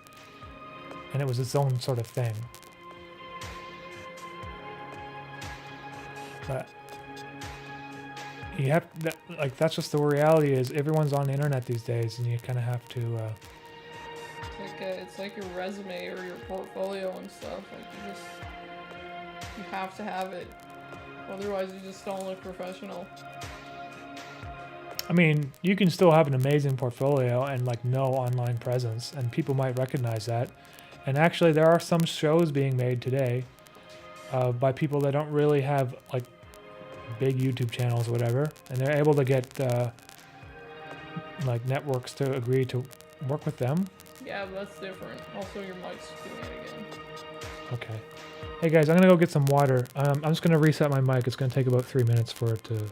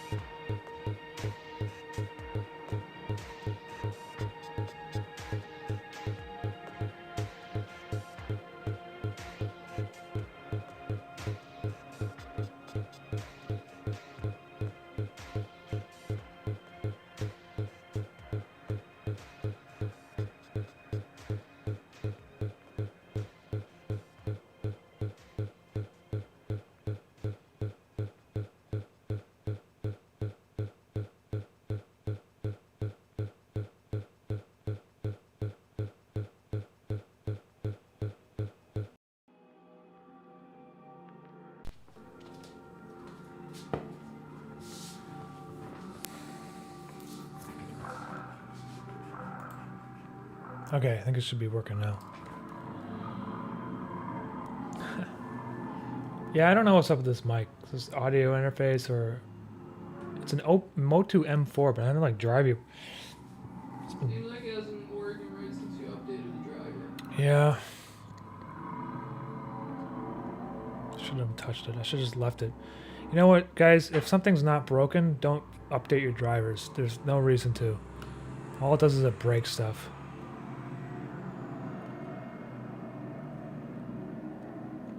Okay.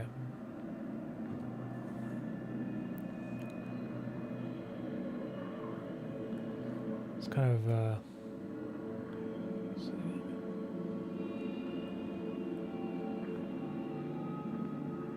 I'm drawing Henrik's head a little bit lower than the model.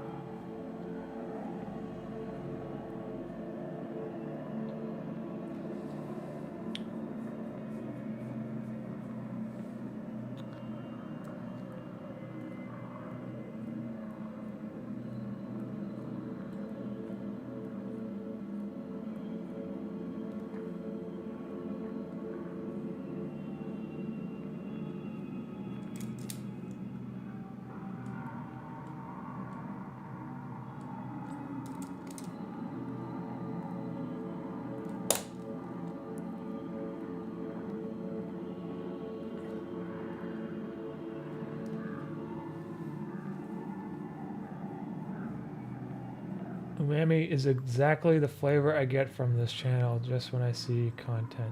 Look, it's very umami.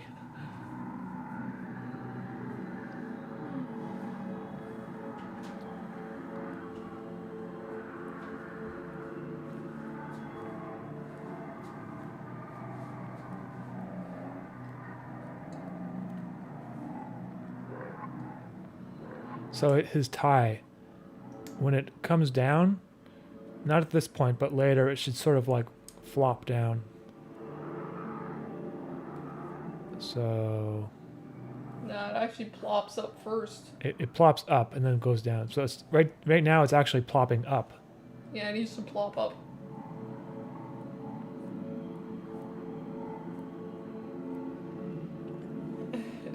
Oh, they noticed your haircut. He went to a top-notch stylist. Very expensive.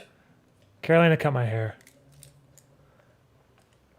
I'm really cheap. I have to trim the chia pet every 3 months. I used to go to a barber shop, but then one time he just like shaved my head basically. Or he gave me a buzz cut and I was like, "What? Why did I pay $25 for this?" Like, you know, I could take a razor to my head or a, you know, electric razor. Yeah.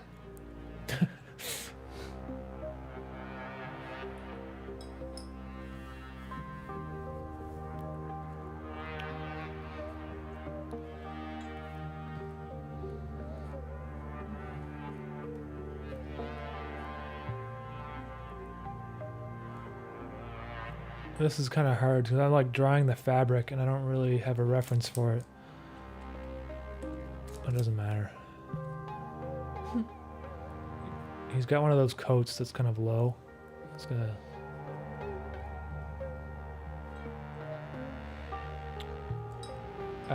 Xerox, can I dub your videos in Russian? You can. They might get content ID claimed. You won't get a strike or anything. However, I'm pretty sure someone is already dubbing them in Russian on YouTube. So try looking that up because I'm pretty sure someone's doing that. Like if you type in interface, I don't know what you would type out to get the Russian version of it, but like I'm pretty sure someone's doing that.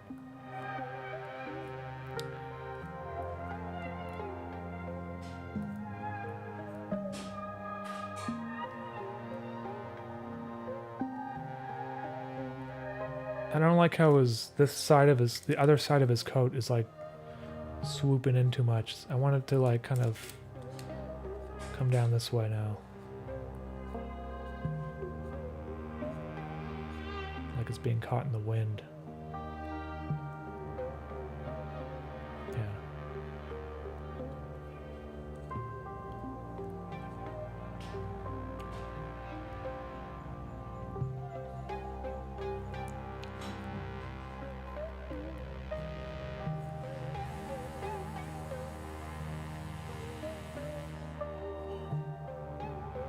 I only get my hair cut by women because they're better at it. Man, that's true, man. I'm thinking about that. Every time I got a haircut done by a guy, it was not very good.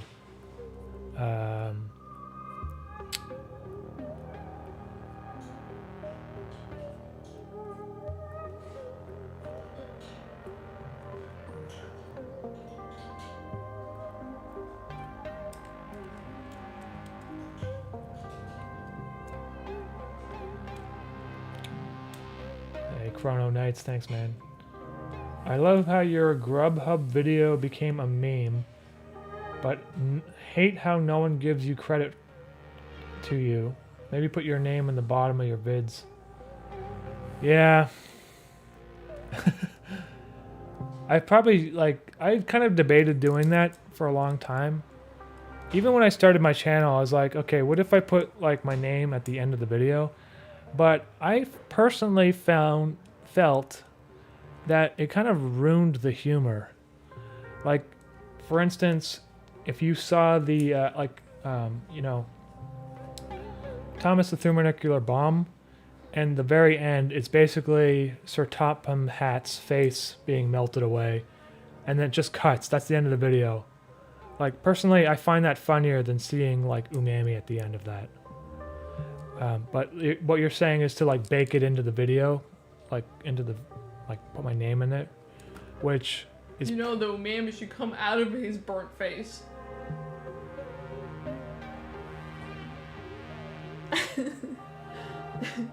she's just standing over there with a banana. What was I saying? I forget what I was saying.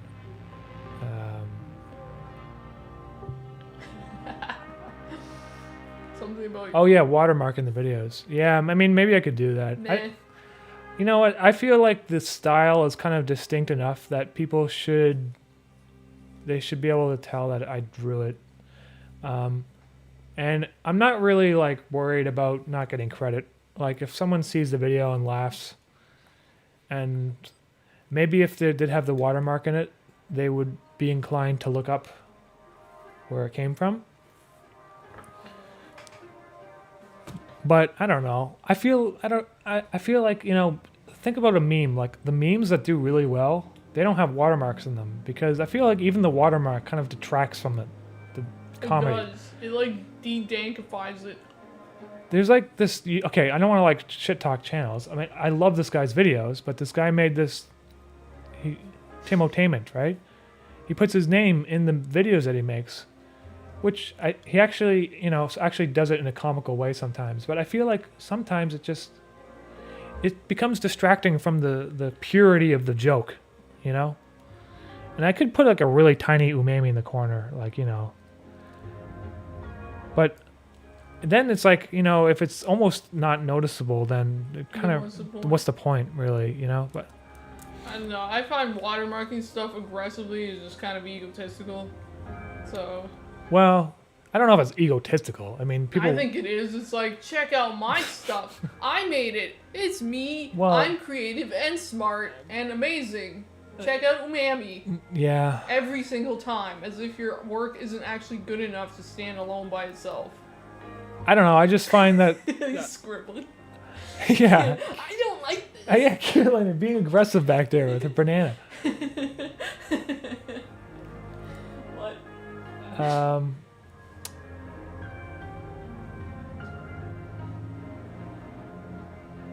Margarita Toribio. Toribio.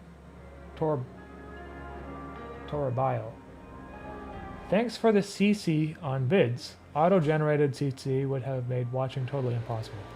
Hey, Margarita, you're welcome. And yeah, I I always put the English subtitles in there. And thank you to everyone that's been contributing the alternative languages as well. Basically, there's a channel in the Discord. Once that interface goes up, I post the subtitles and then people can translate it. YouTube has made it really difficult to have properly translated videos now because of the removed community captions, but we're still getting around that somehow. Yeah, there's a in the Discord there is a subtitle channel. You can download all the subtitle files if you need. Yeah. To read. Well, to translate. I mean, you can just click on it on YouTube. Yeah. Or you can add some if there's a language that's missing. Mischief's voice is kind of hard to decipher sometimes, especially if you're not a native English speaker, so... Even if you're a native English speaker. Yeah. Oh, by the way, thank you, Margarita, for the super chat.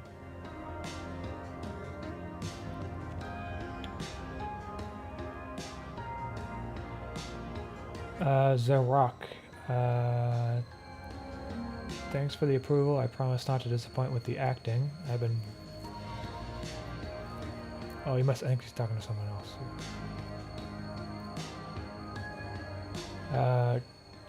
Umami looks like the average fan and Chad enjoyer fused together. Okay, thanks.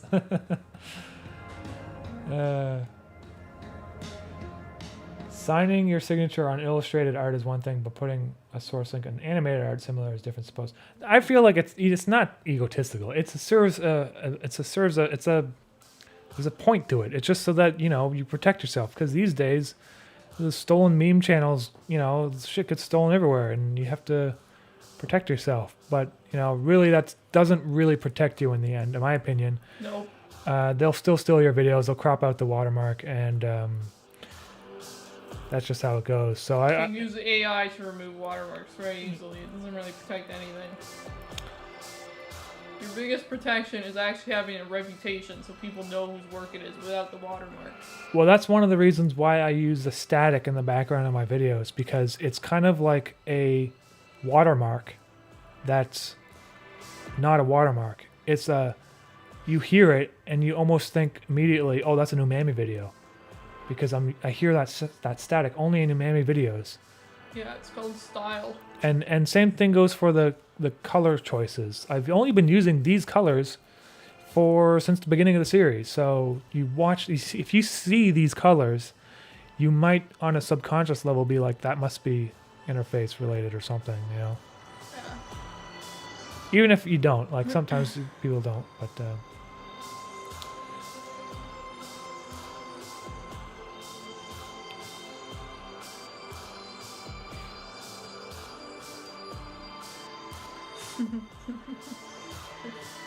Therefore, still egotistical. Redacted 187. Hey, Redacted 187. Thank you, man. I really do appreciate that. Even though, it's definitely not the quality of animation that might be like, it makes you feel like Studio Gilby, but I think it's the pacing. I think it's the pacing that makes it, because personally I find a lot of animation that's out there right now is very fast-paced and loud, and there's not a lot of just kind of slow scenes that just kind of show things as if it was like real life almost, and I feel like Studio Gilby does that a lot. There'll just be some moments where you just kind of can just appreciate the environment, absorb the atmosphere that they create.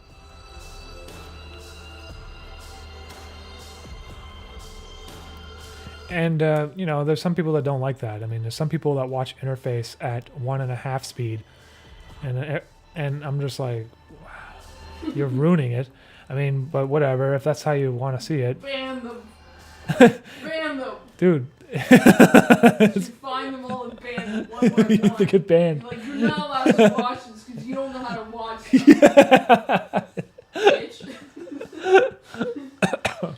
It's like someone just leaves right now. There's someone in the chat doing that. someone's secretly in the chat that watches Interface at 1.5 speed. No, there's like a guy there. It's like watches it at 3x speed. They're not saying anything. They're like, They're talking about me.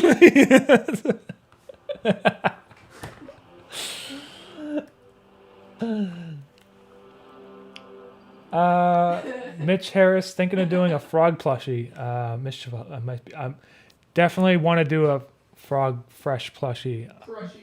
but I might have to wait until next year because this year Too much money. I'm spending a shitload of money on vinyls. Like literally gonna have 1,000 vinyls in my apartment, and this so this box holds 25.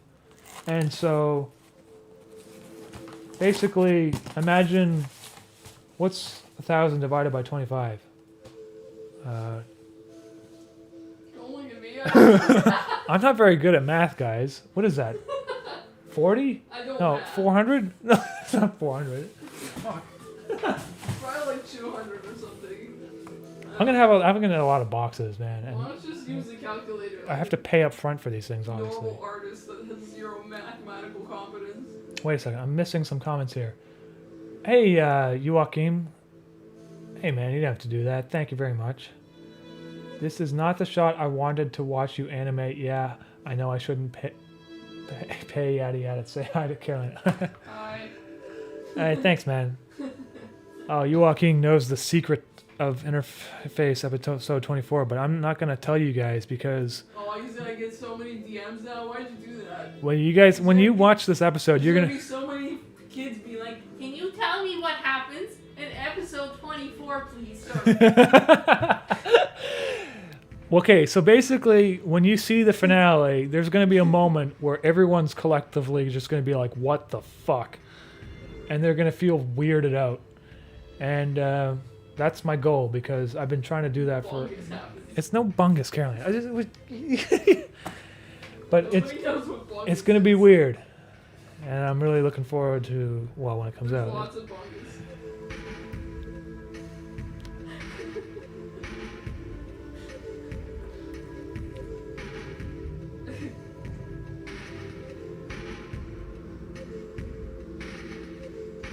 Non-stop. I used to watch... Okay, Willow Tough. I used to watch some MC series on 2 times speed because I want to consume content rather than enjoy the video. I don't know. I was strange. Eric says lots of people just can't do slow pace these days. I know lots of people who will literally skip forward 3 times while watching a 2-minute. Okay, That's Justin, though. well, here's the thing. If it's a YouTube video, That's not the same. I do that too because, you know... Because it depends on how good the editing of the video is. Yes. And a lot of times it's not good, and it's the YouTube formula, so it's pointlessly 30 minutes long, and they say absolutely nothing for 15 minutes of it. There you go. But if you're watching something like a David Lynch film, you just can't watch it at a faster... You have to watch it at the speed it's meant for. If Imagine skipping through a David Lynch movie. do you imagine telling... if you go up to like Tarantino and being like, hey dude, I watched your movie at 1.5 speed, he would murder you in the streets of Los Angeles. Exactly. And- So banning is a lot lighter of a sentence. You gotta be reasonable at the end. I'm being kind. M6, how's the Teespring print quality? Teespring print quality is very good. I've ordered a few things from them and the quality was... It's like it was messed up or something, and it was obviously a mistake. So if you get something and the quality isn't very good, you should definitely let them know, and they will fix it. If you order a merch shirt from my store, umämimerch.com, Teespring doesn't make that, and it's a company that's called Printful, and the quality is exceptional. They made, like, so for instance, this is a one that was done by Printful. And the graphic is extremely crisp and sharp, and it is showing a little bit of wear here after it's been washed maybe like 7 or 8 times by this point. But I was very. That's more to do with our washing machine, honestly. I think our washing machine was a little aggressive. It just kind of ruins everything we have. Like this is one that was on This was a Teespring shirt, and I've been wearing this one for about a year and a half, maybe almost a year and a half, and it's still, you can still see it. It's a little bit faded, but it's still there. Still there. The actual shirt though is really good quality. It's premium tee. I don't print any of my shirts on the cheapest option because I don't want people to they spend a lot of money, and it's only a couple dollars more for the better quality shirt, and you have to pay for shipping and stuff, and I don't want people to get it on like a Hanes really thin crappy shirt or something, you know. So the quality, you know, if you ever have a problem with the quality and you order it from Teespring, just let them know.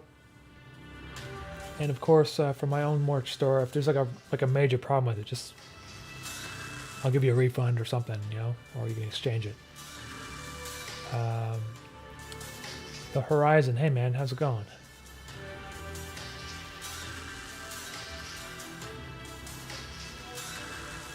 You wouldn't listen to your favorite music at half speed, 1.5 speed, would you? Yeah, exactly. You know what though? I've actually did slow down some music before. I used to listen to Boards of Canada, and it got to a point where I listened to it so much that I couldn't listen to it anymore. So I slowed it down in Audacity, and I would listen to it. What's wrong with you? It's already extremely slow. I know, but it sounded kind of interesting at slow speeds. See, like, but you basically made a new song out of it then. That's not the same. But point made. Nobody like puts a vinyl in a vinyl player and well, is like, you know what? I'm gonna speed this up. A lot of vaporwave music is made from just using slow music. Yeah, but you see, that's making something new that it changes the sound. Not just like.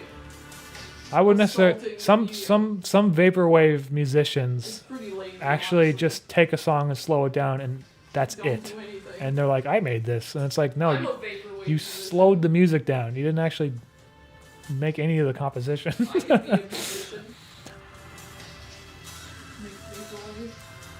Not all vaporwave is the same though, obviously.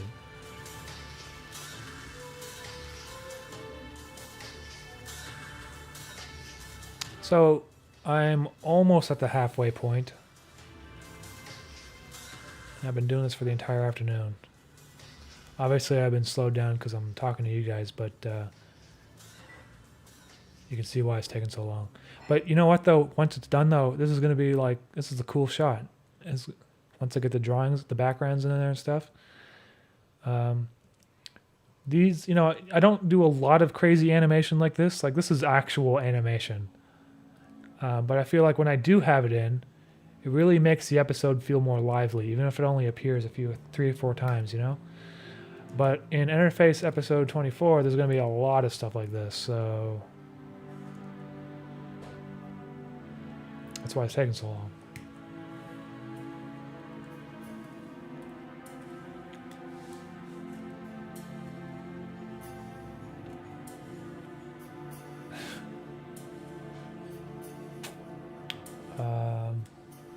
I wonder if I will see another plush. I love Mischief Bird one so much. Mac Johnson, I think, yeah, the idea is to do a frog plushie sometime in the future.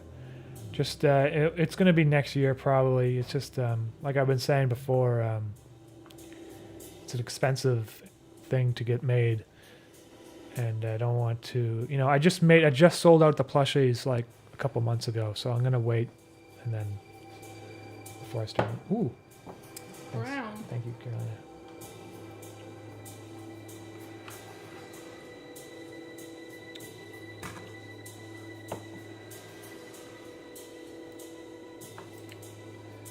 The Horizon, you have a weird style that seemingly invokes a completely different emotion, kind of like a mix of nostalgia, fear, and comfort. It's weird. Hey, Horizon, thank you for the comment there, man. I appreciate that. Yeah, I feel like there's not a lot of animation out there that kind of isn't just straight up comedy. So I'm trying to, you know, Western animation anyways. So I feel like, you know, there's some channels out there that are doing stuff that's a little bit more surreal, like that guy that literally his channel is called Surreal Entertainment, and it's like 3D animation, which is different. But I don't know. It's just different. You just feel different from watching that sort of things than what you typically expect.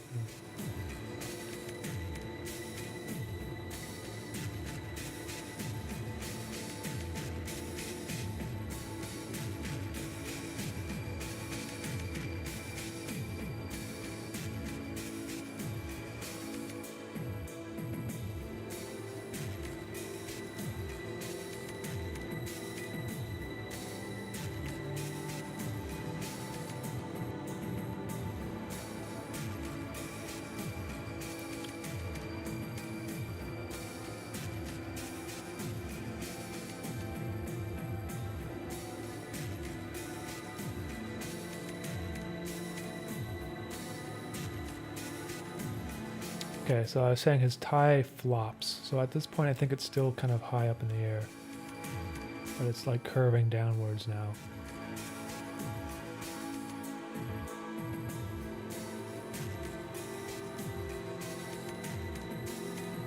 Uh,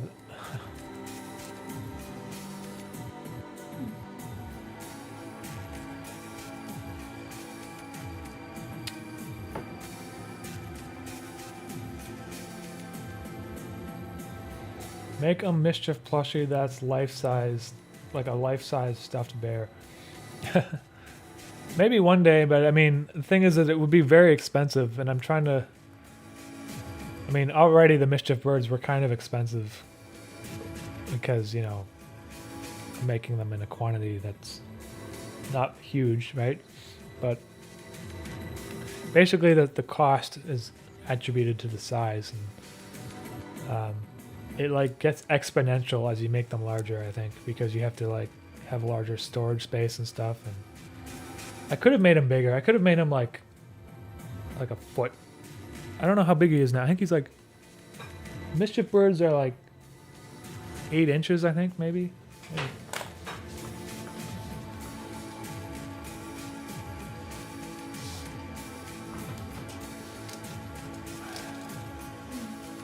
7 inches. measure my bird on webcam. Tonight on the Umami live stream, measure your mischief. My bird is 7 inches long.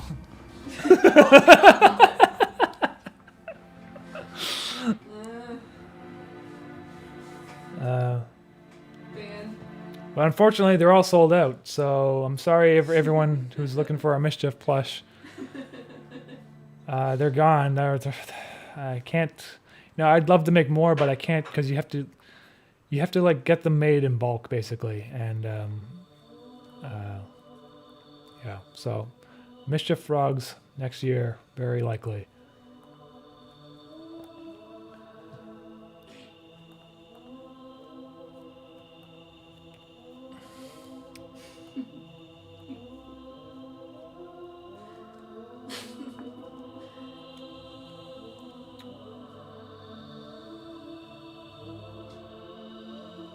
Steven Seagal. Thank you, man. Wow. Hello. Seagal. Seagal. Finally, we're hitting the big leagues.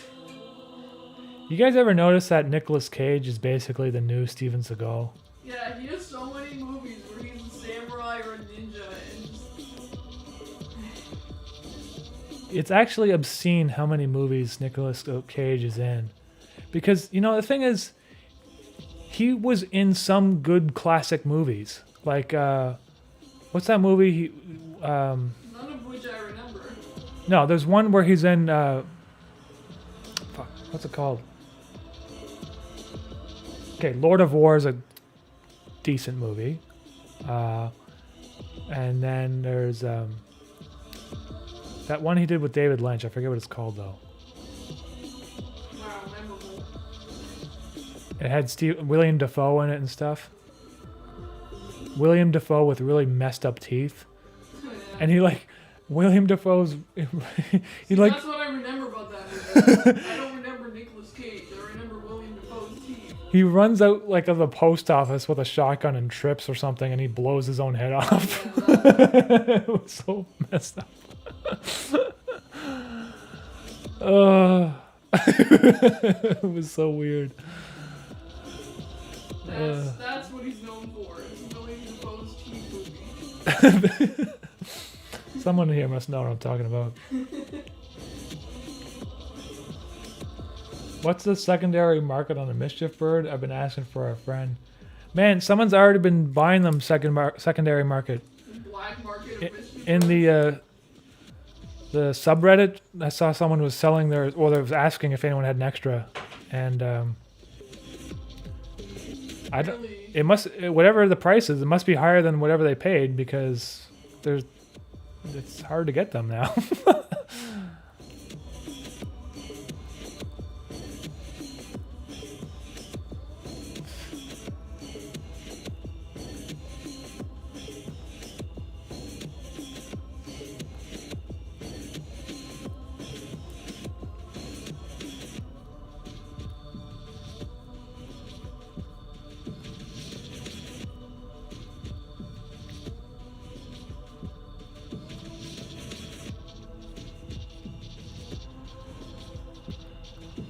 So this kind of like rotoscoping technique has really been something I've been doing a little bit more often because it really helps get the perspective of things. And you know, I used to kind of just eyeball it before, and my animations would look okay, but kind of weird.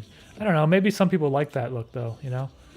But with something complicated like this, I don't think I could eyeball, honestly. Him jumping down onto a platform, like. No, it takes too long. Yeah, I would end up taking more time, and it wouldn't look as good.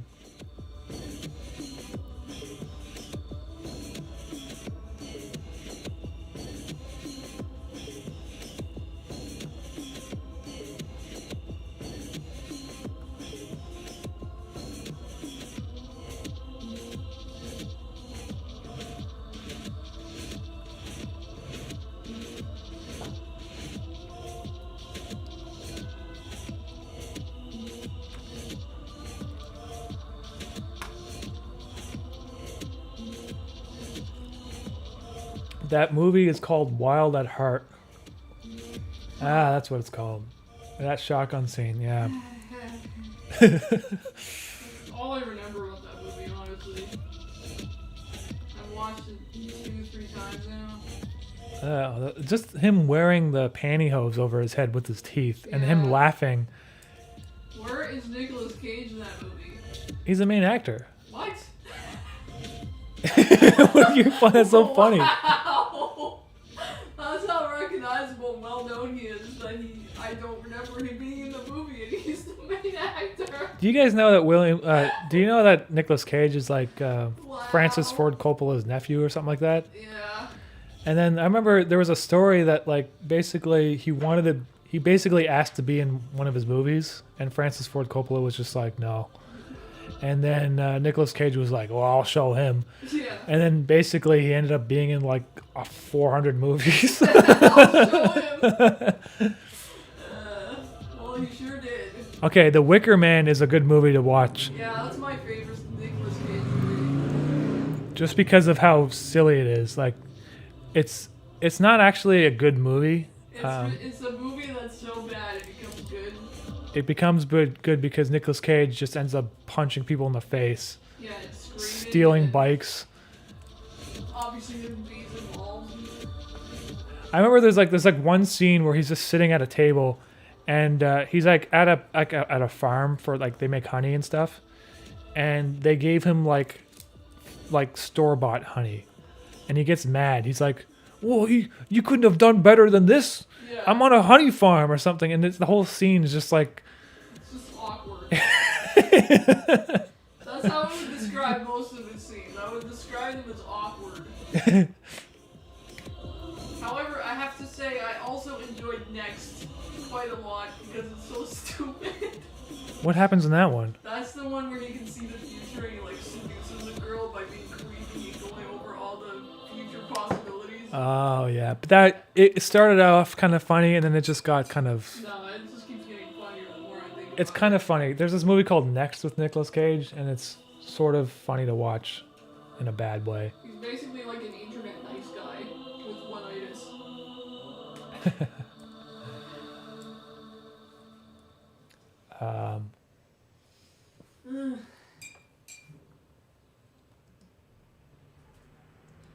All right. At this point, this is where Mischief really, Henrik has like a, The Henrik. he really has a blast of wind come right out of his ass. His ass. And it looks like this. The Henrik. The Henrik The ate the a Henrik. lot of onions, and as soon as he jumps down, oops, He propels into the anime fight scene. yeah, he starts off with, oh, hold on. Let me just reset this here. Yeah, let's just get this.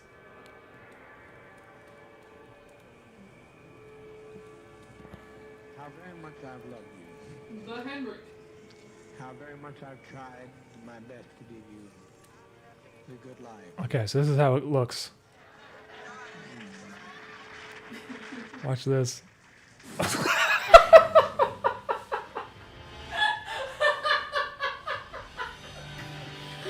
Wow. Mischief! Oh, I'll come and get you. Is that his voice? Oh yeah, That's and his voice he starts talking too in the last Sounds like a episode. winded old man. Oh, Mischief, I just shit myself, and it closes in on his face, and his face looks like this.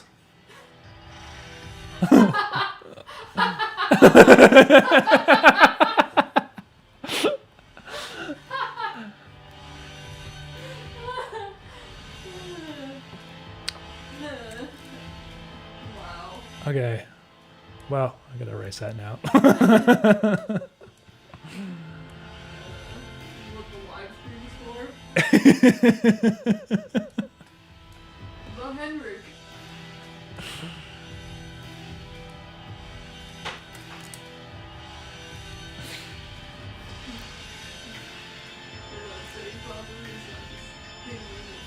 No, it's gone. Export it and take it out the one for Yeah.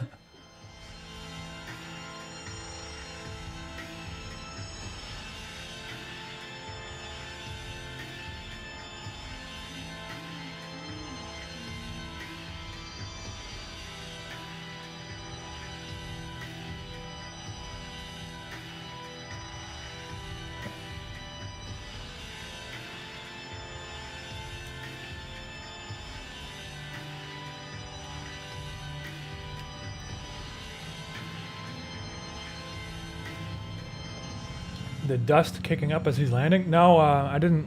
You know what? I could draw that though. That might be a nice kind of detail to add in. Although he is jumping around on Peggy's Cove and there's not really that much dust there. It's like literally just bedrock.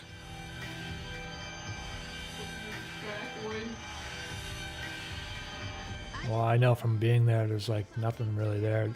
The Well, only, you know what? There's gonna be people that want to be factually accurate, and they're gonna be like, if he put dust on Peggy's Cove, there's no dust at Peggy's Cove. This is wrong. Doesn't he even know?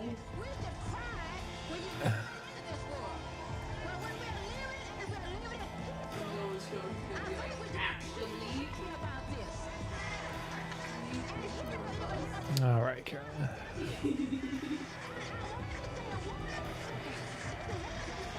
I'm gonna make the animation slightly different than the rotoscope.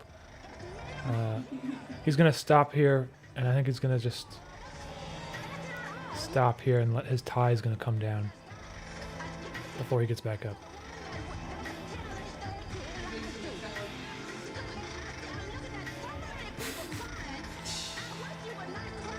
Yeah.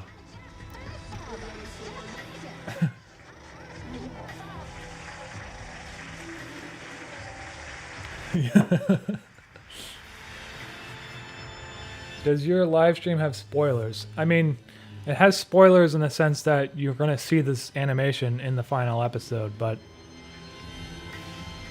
it doesn't really spoil anything other than this one shot. I mean, I'm going to be doing more live streams probably because it's going to take me so long to get this series out, the episode out. I don't tell anyone about the story though. I'm not going to like tell you what's going to happen, so you don't have to worry about that. But you will see artwork that will be in this episode.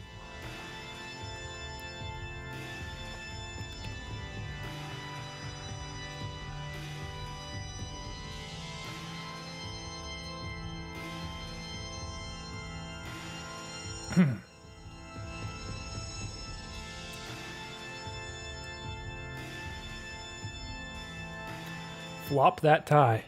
Alright, so at this point the tie is up. And, okay, so now I think it should be like... Let's see.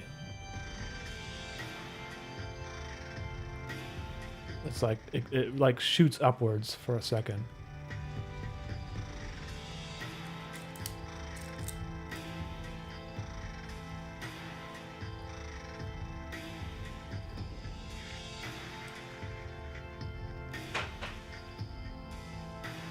Maybe that's too much. Just undo that.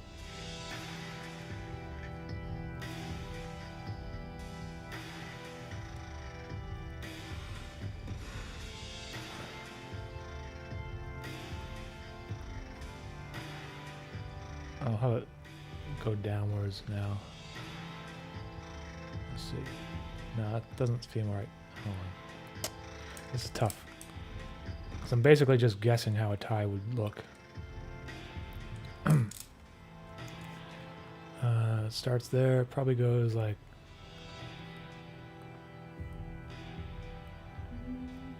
Let's try this.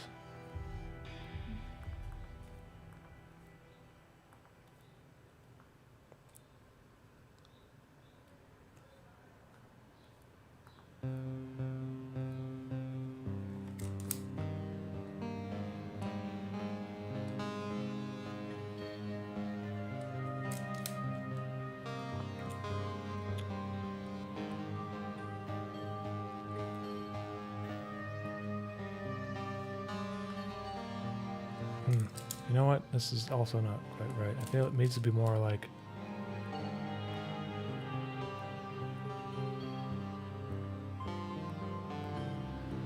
curving.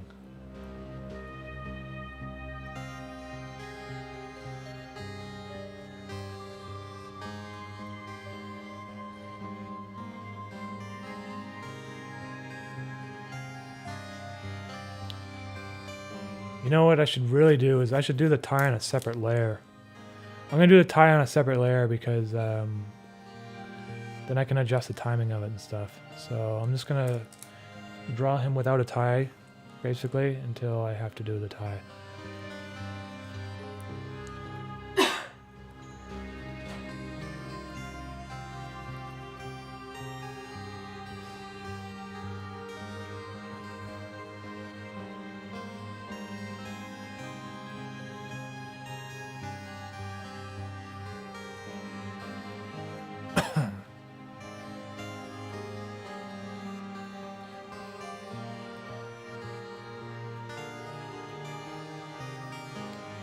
So this tie thing will be there, and then, okay. And this, I think, this jack is going to be more opened up at this point.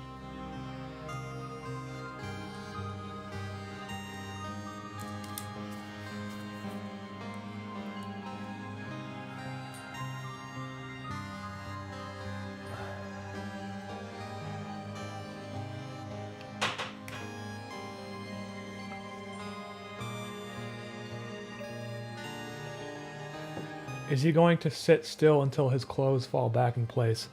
Yeah, I think that might be it. I might do that. It might be kind of cool. Very anime. Yeah. Also, I mean, if you're running around with a suit, you kind of have to, because, like, otherwise it just gets, like, caught up in your ankles and shit while you're trying to, like, run around.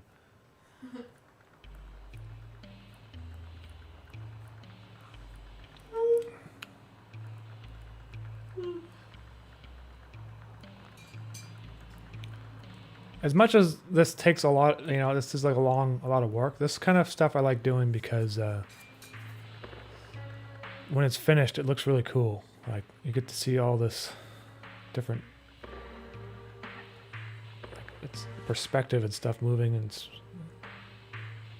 like it's a nice animation. It's gonna look nice, especially once I get in the colors and I start lighting it and stuff. I add a different shading and stuff.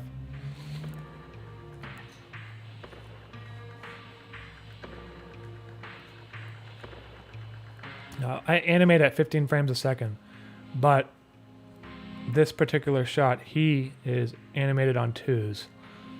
So he's 7.5 frames a second. And typically when I draw people walking and stuff in the series, I don't do it at the full 15 frames a second because I find that it's too fluid looking, especially with my rough style. Sometimes I do things at 15 frames a second, but you can't really, I don't know. It is a little choppy, but I think it looks better at 7.5. I mean, to preview this at 15 frames a second, well, it's not going to be true because it's going to be sped up.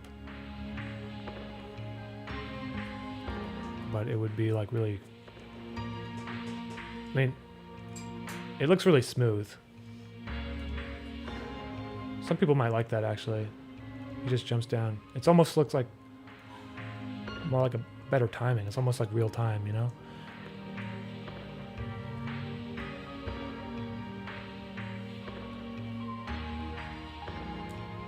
We'll see. I might speed it up when it's finished. I kind of like the speed of this.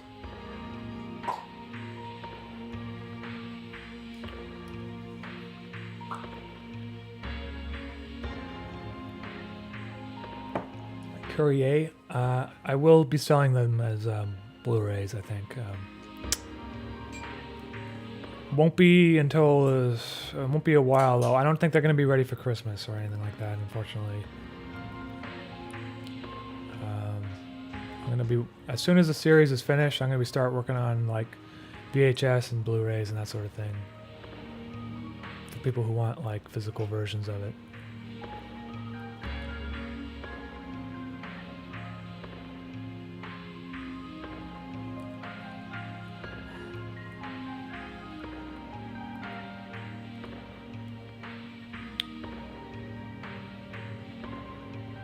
Okay, so yeah, so he's gonna jump down, and then this frame is gonna pause for a while. See, there's a lot of frames here. This one and these ones, I don't think I really need to draw those ones out because he's barely moving at all. And then he starts up again. So I'll have him jump down. And I don't need that extra jostling of the body, because I feel like it also will stand out a bit. Like, typically I don't animate the little details like that, so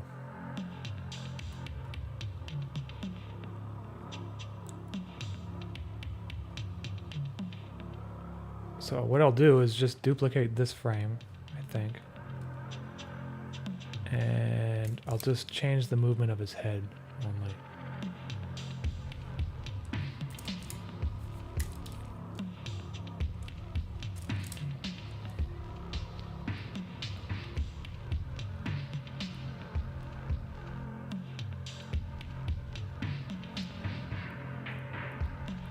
Actually, you wouldn't see his eyes at all.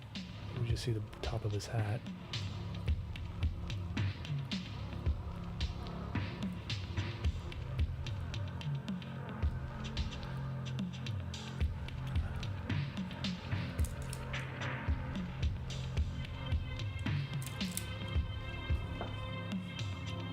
Hey, Hammy, for real, thanks, man.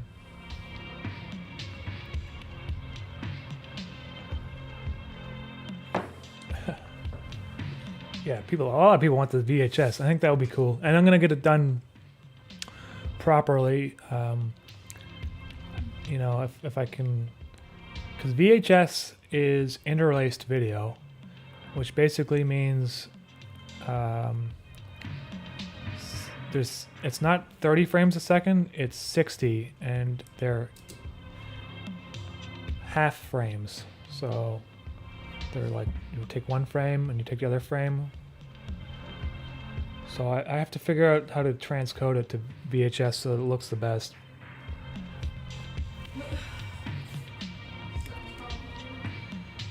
I'm sure there's a way to do it. Probably just send the file at native 30p. Or yeah, the solution is to pay someone to do it. yeah, basically. You need like specialized equipment in order, like, because really with VHS the blacks get crushed because it's not as sensitive so I have to make sure like the blacks don't get crushed. I don't want to lose details in the blacks, so I might have to raise the blacks just a little bit. I feel like his hat is like too rotated. Yeah, it's a little too much. I'm just gonna erase that.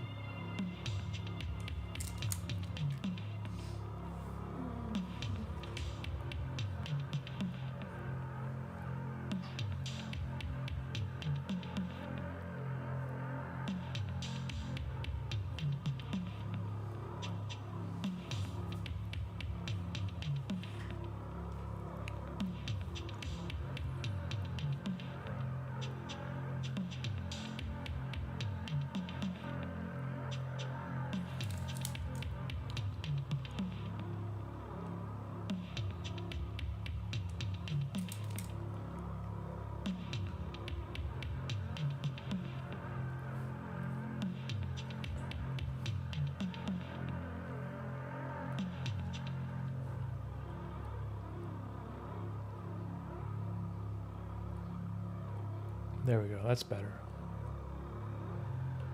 Let's touch this up a bit.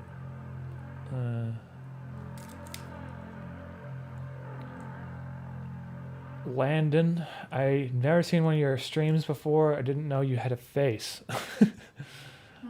I don't usually have a face. Yeah, he rented this one from the library. I don't know if you heard that. Must be. You can probably hear that. Of course he can. I just yell the whole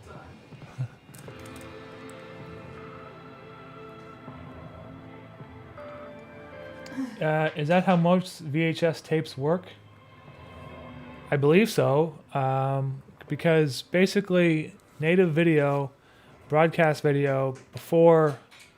Okay, so there's something called interlaced, and then there's progressive, and interlaced video is actually one frame and two frames combined, and they create like these lines. And your television, the old tube TV CRT monitors, would basically play back the frames in a way that it would send the signal to one. It would send a signal to one row, horizontal row of line of. What do you call them? I don't know what the frick they're called, but I'm not very good at explaining this. At a time, they would pulse at vertical scan lines based on, that's how the television worked because of a limitation of how fast you can pulse a signal or whatever. Actually, I guess it'd be horizontal back then. Horizontal, yeah, they're horizontal. You know, there's this one guy that explains it a lot better than me. I just forget his name. On YouTube, he like paints half his face. It's like silver. Captain Disillusion. I think if you type in Captain Disillusion, interlaced video, he like explains how all that stuff works, and you will actually understand it, unlike me just basically rambling. Incoherent rambling.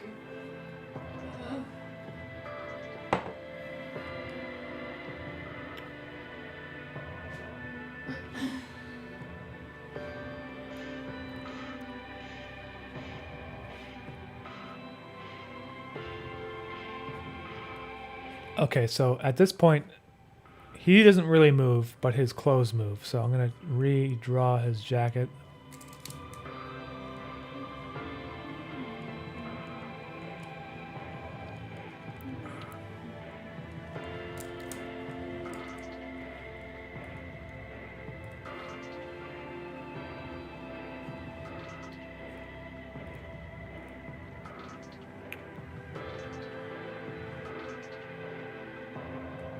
maybe that's too much. For the next frame, it's too much movement.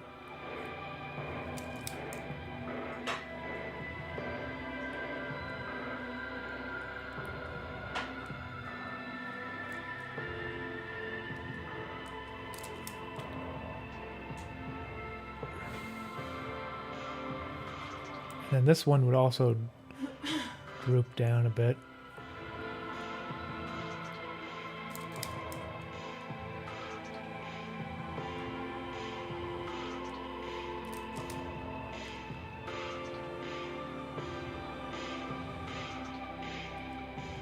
And the back part of his tie, I mean his towel is a...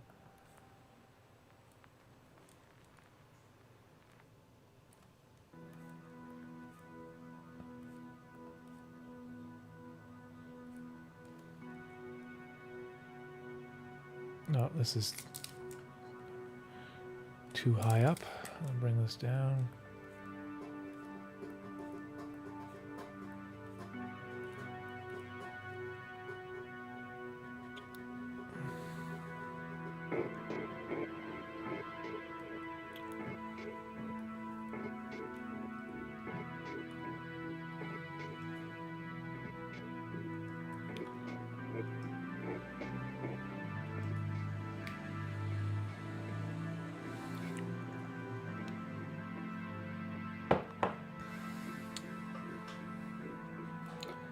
How do you make a living? Is YouTube a pastime? Labatech. Basically, I'm doing this full time now because thankfully the Patreon and stuff, I've been able to pay my bills with that. So that's what I'm doing. I do this full time. I mean, I used to do a lot of like corporate videos and video editing, freelance work, but ever since the channel kind of blew up, I've been just been released from that sort of work. I don't have to do it anymore, thankfully, you know, and I've been working on animations and my music.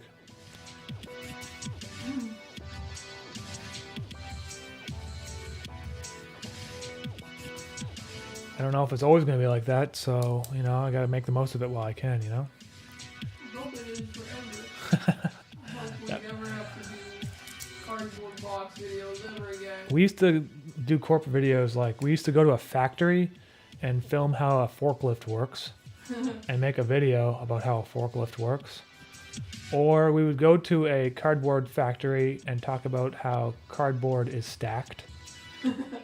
I'm not even joking. I'm completely telling you the truth. I used to have to, there was one project I had to work on where I animated a Cat 5 cable and they wanted it to be like rotating in space.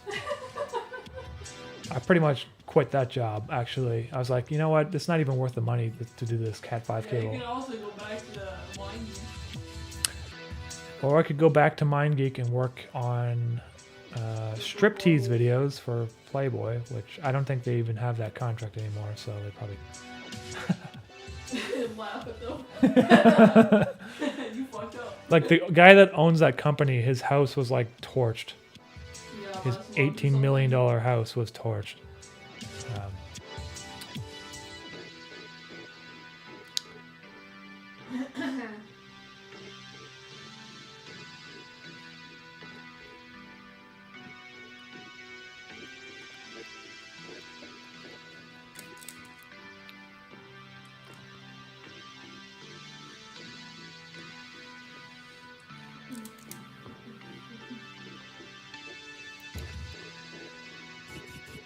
Did you have to make how it's made type videos? Well, so we started doing those kind of corporate jobs, I guess, right? And we actually, I don't know if some of you people may not know this, but this is actually my second YouTube channel. Carolina and I started a YouTube channel together before Umami, and we used to contact different companies and say, hey, can we film how you make whatever product it is that you make? And we'll make you a nice video for free, but we'll put it up on YouTube and collect ad revenue that way. And so some of you people may know this already, but that channel is called Stereochroma. And so we made a lot of videos actually. We made over 20. I would say that's more than a few. 20 videos. And some of them are really good. There's like a guitar one that we made that was like an hour long. And we got this guy, Michael Greenfield, one of the best handmade guitar makers in the world. And he agreed to have his whole, you know, not the whole process, but some of the stuff shown on film. And so we did that for a bit. And then, you know, things sort of slowed down because we kind of, there's a certain amount of companies, like you run out of companies after a while. There's only so many things that you can show being made. Yeah, then COVID happened, which is like over a year and a half where we can't produce anything at all. Yeah. We still technically can't produce it because of all these like mask things and whatever. Like you can't be in people's personal space. Too hard. So that whole YouTube channel has kind of, it's still on YouTube, but we haven't really been filming anything for it. And I've just been focusing on animation 100% of the time.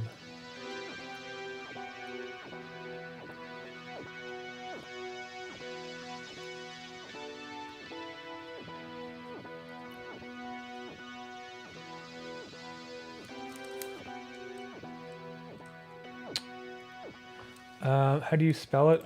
Oh, here, it's called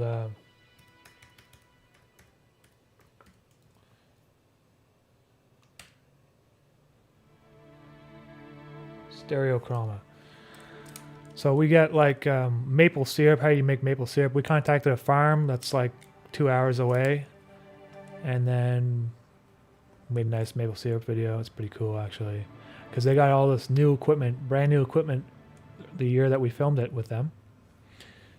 So they talk a little bit how the old process of making maple syrup is done, but then they show you like the modern way of doing it, which is a lot more energy efficient.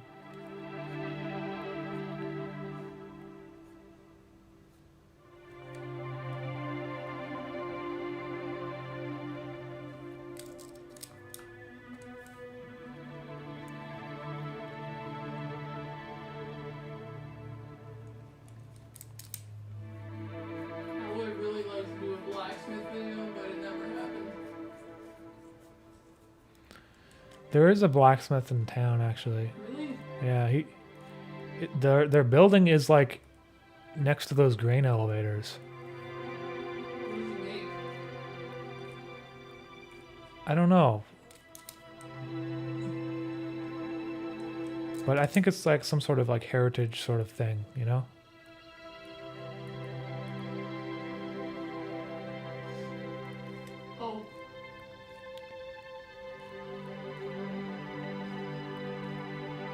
There's a lot of blacksmiths in Vermont, apparently. Really? And it'd be cool to go down there, but there's a whole bunch of laws around filming. Like, if we go to the United States and we start filming a video, we have to, like, get a... That's not that hard. Carnet and stuff. I guess maybe it's not that hard. It's not that hard. Okay. It's a $250 permit that you're getting this do before you're going to go, and if you want to make the best of it, you book as many things as you can. Don't you start.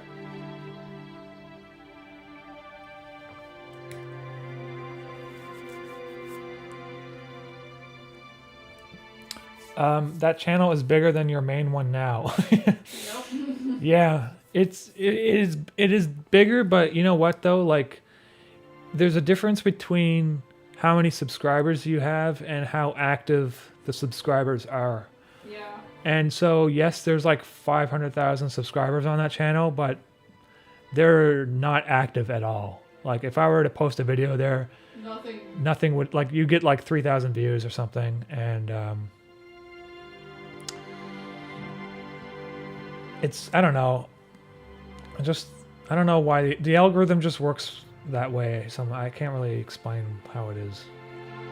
You basically need to have like active people, and these people saw one of our videos 4 or 5 years ago, subscribed to it, and then forgot about the channel. And the channel kind of doesn't really have a personality. It's like kind of feels corporate almost. So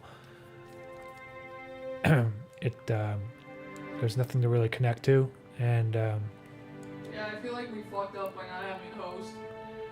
We could probably, yeah, if we had a host, I think things would have been a little bit different. But I'm not TV presentable. I'm not, yeah. Last time, all I can think about is that one interview where I had sauce on my boob. That would be all our videos. It would just be me looking horrible. We had to do an interview once because of this channel, and Carolina had like a shirt. She had like stains on her shirt. I had like tartar sauce on She had my like boob. old fish tartar sauce on her shirt. I'm such a shit show. I'm only good in still images because there's only one image. If there's 20 or 30 images per second, that's too many. Hi, Zonders. Thanks, man. It's just different audiences. You know, the other thing though with that other channel is like they got a massive amount of views. Like some of those videos have like 20 million views. It's like a different audience. It's like an audience that is less engaged with YouTube but watches more. Well, it's Or- like a TV audience. It's a TV audience. It's a different type of, like there's different audiences on YouTube, right? So not all channels, you know, are really in the same, you can't basically rank channels based on subscriber count is what I'm saying. That's a really one-dimensional metric.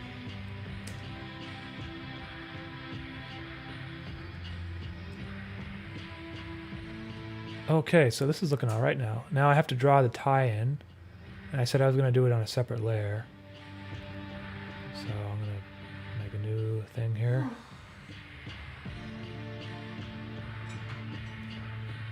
There's something done today.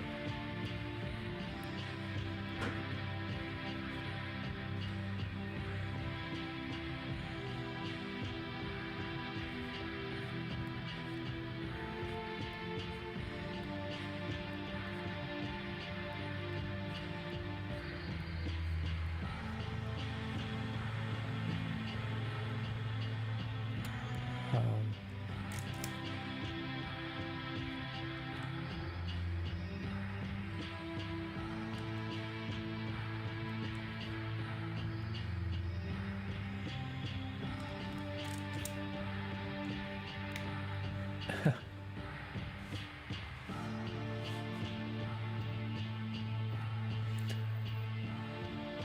Are you guys a couple that also both happen to do digital media work? Well, okay, so Caroline and I both went to film school, and we tried to get in the film industry or some sort of film job. And Yeah, the best I ever did was work in reality TV. Carolina worked in casting for a couple years, part-time. It didn't pay very well at all. And If it paid. yeah. And I was mostly doing background acting and editing videos for people. And then my first real job was in Montreal. And I don't know, I've been editing stuff. Like I was always kind of editing videos for like, even when I was a teenager, just for fun. Like I'd always make little videos with my friends and stuff. So it's just kind of the natural trajectory, you know.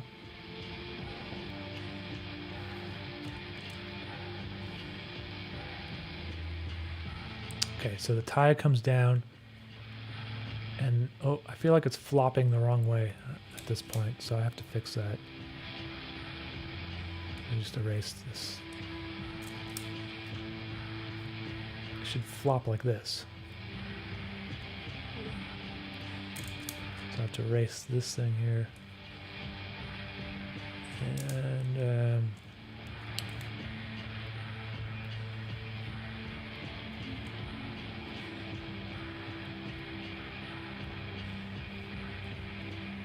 okay, so now his tie comes down like that. Now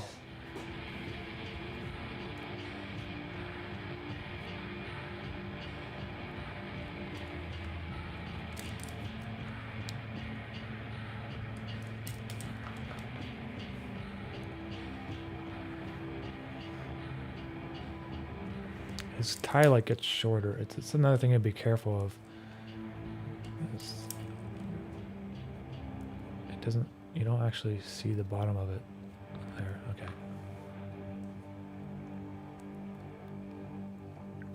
And then duplicate another frame here.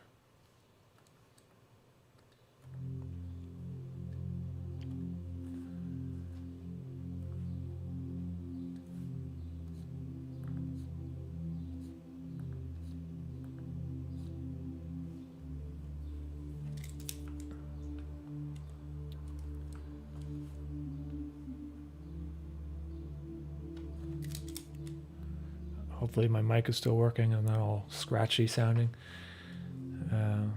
Okay. Yeah, see how the tie kind of flops down?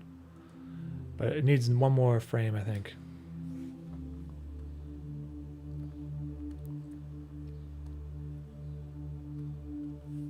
Or it like basically hangs in front of him.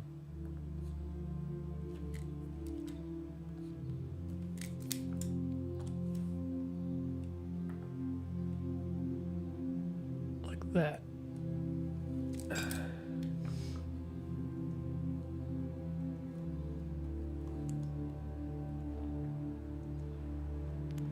Maybe even one more frame because there's like a subtle tie movement afterwards.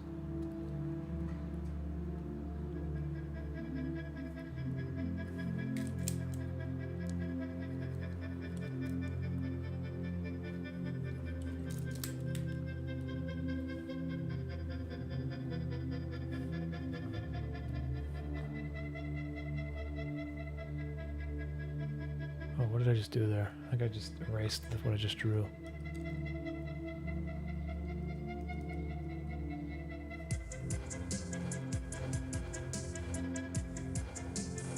Oh, goddamn. What did I just do?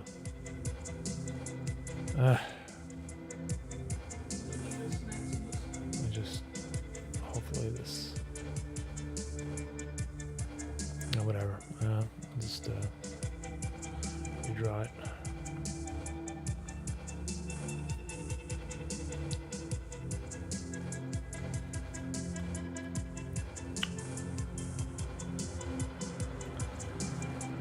Do you make any of the music for your animations? The blue stank. Yes, the blue stank. Pretty much everything, all the music I've been making myself. All interface music is stuff I made using Logic Studio, and that's sort of what I've been doing. I've been making music longer than I've been animating on YouTube.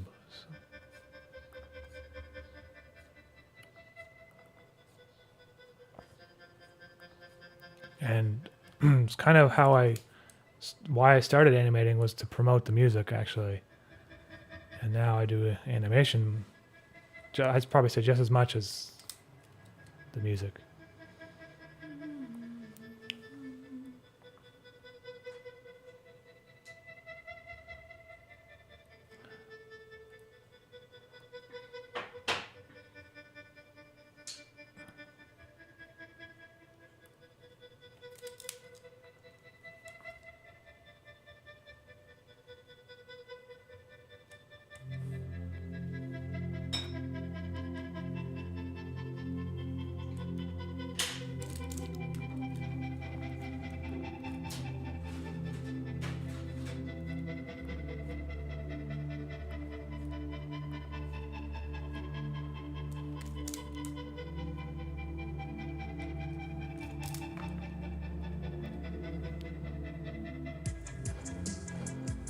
Okay, so there is my animation.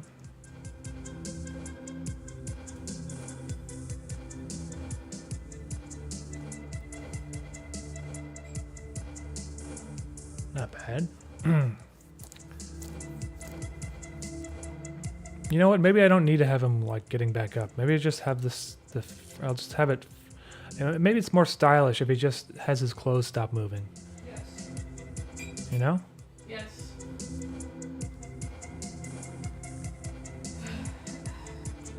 And the only thing that moves is his tie at the end.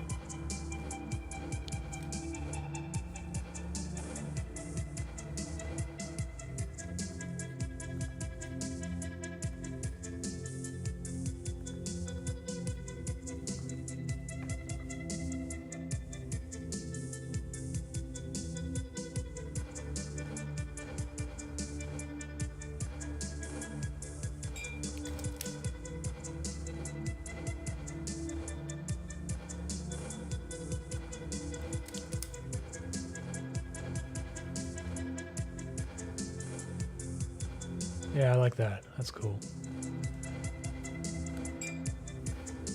Do you think Photoshop or GIMP is easier? Well, GIMP is free. I don't know. I would probably say Photoshop is probably easier if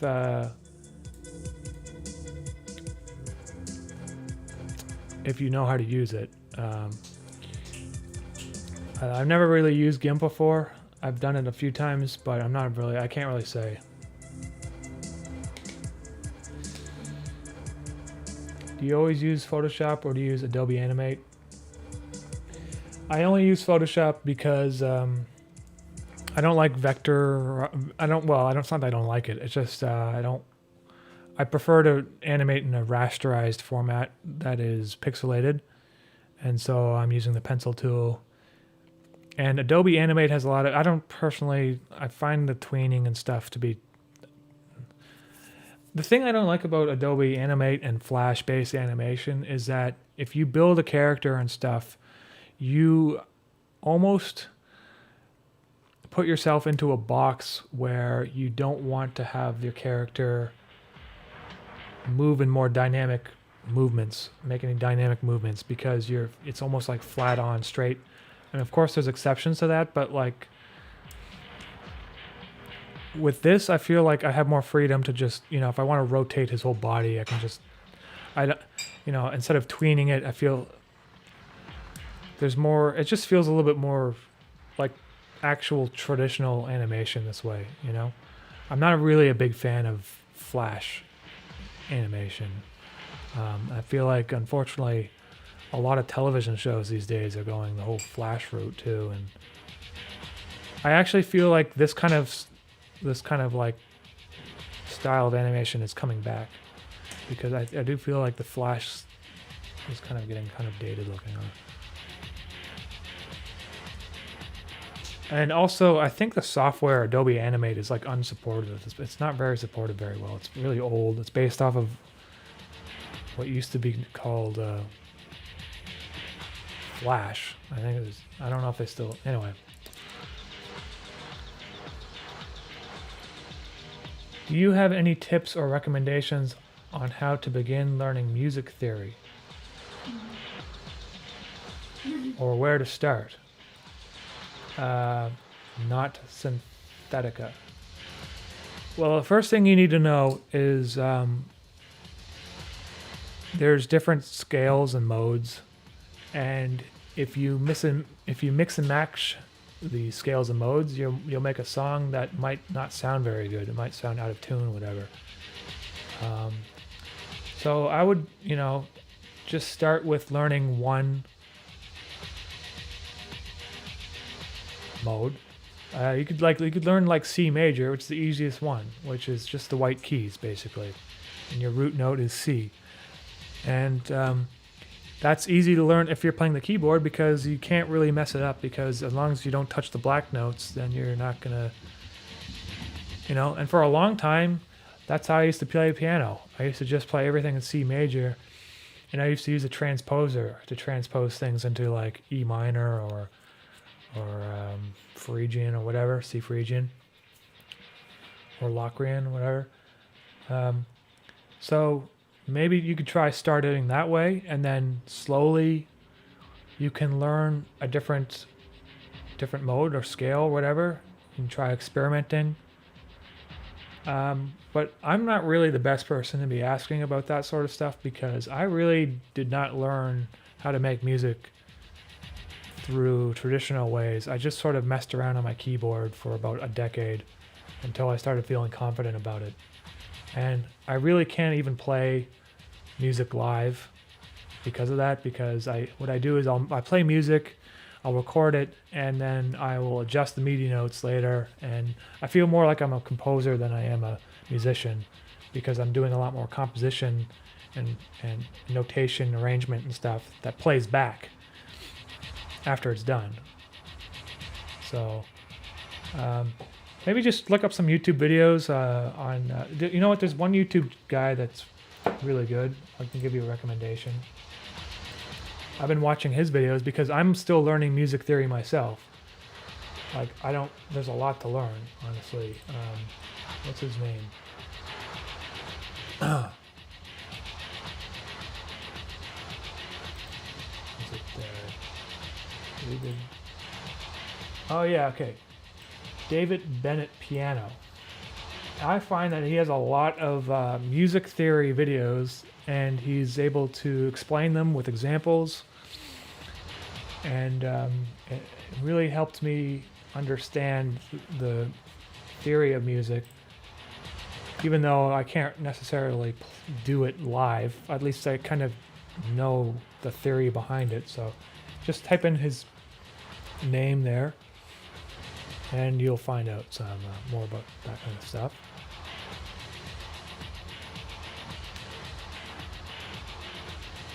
Next question. Hey, Studio Dunby, thank you. Do people use tweening in rotoscoping?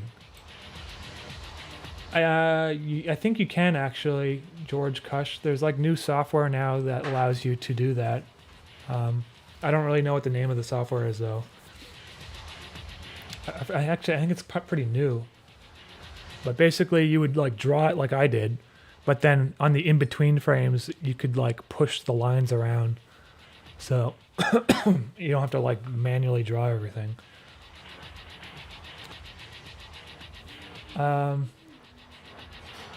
What else is there? It's refreshing to see animation doesn't look like Rick and Morty.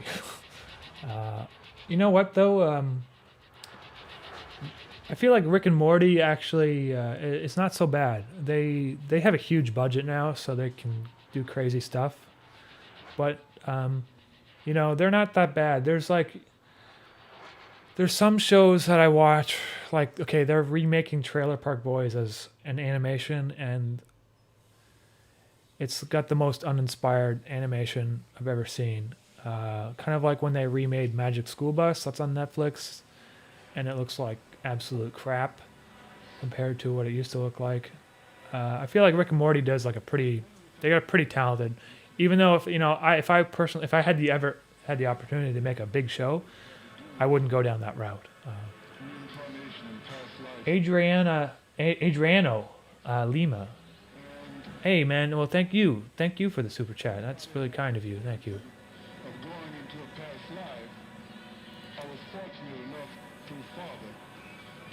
Adriano, a fan. Hey, thank you so much.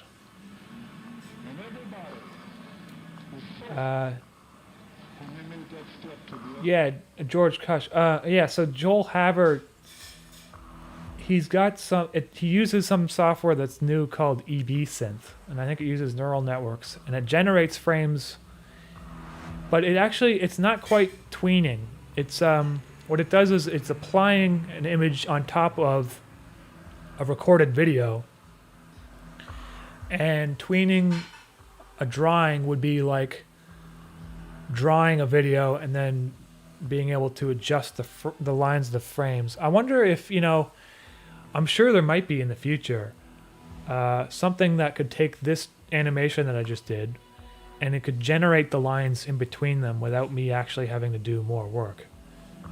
And it's still looking good though, because the thing is, I think there might even be something like that already does this, but you might get some like weird blurring artifacts or like weird stuff that doesn't look so good, and so I haven't really been. I don't think the technology is there yet because it still needs to look hand drawn. It's like those people that upscale videos into like 4K, and they like make it 120 frames a second. They've done that to like Ghost in the Shell and stuff. And the thing is, there's another guy that made a video about this. If the intent of the creative individual wasn't to have it be 60 frames a second in the first place, you're basically just generating frames that make it look like slush. And it does look technically smoother, but maybe not as satisfying to watch. I don't know. The tide goes through his body. Yeah. I'm gonna fix some of it when I'm coloring him in. It's kind of hard to like see it right now because he just line art. But probably tomorrow when I'm coloring it in, I'll fix all that. I'm getting ready to end this live stream. I know some of you people are just joining me now, but I've been doing this since like 3, and then I need to make dinner. So I'm just gonna get your last questions here. F is for family. I think Bill Burr would care more to make it look 70s style or something. Yeah, that's the thing. I couldn't really get into the show just because the animation kind of turned me off, honestly. It's very... there's a company, I think it's in Canada, that does all the animation in the style, and it's really uninspiring, honestly. I don't like it. It's a very cheap form of animation. Okay. That's it. I think I got all your questions. So, thank you everyone for hanging out with me. Thank you for those who have supported me, and even if you didn't, I'm just appreciate you being here. I'm gonna keep working on this, and maybe I'll do some more live streams because it's the last episode, and it's gonna take a while for me to get the episode out. So, alrighty, everyone, have a good evening and a good week. All right, thanks so much. Talk to you all next time.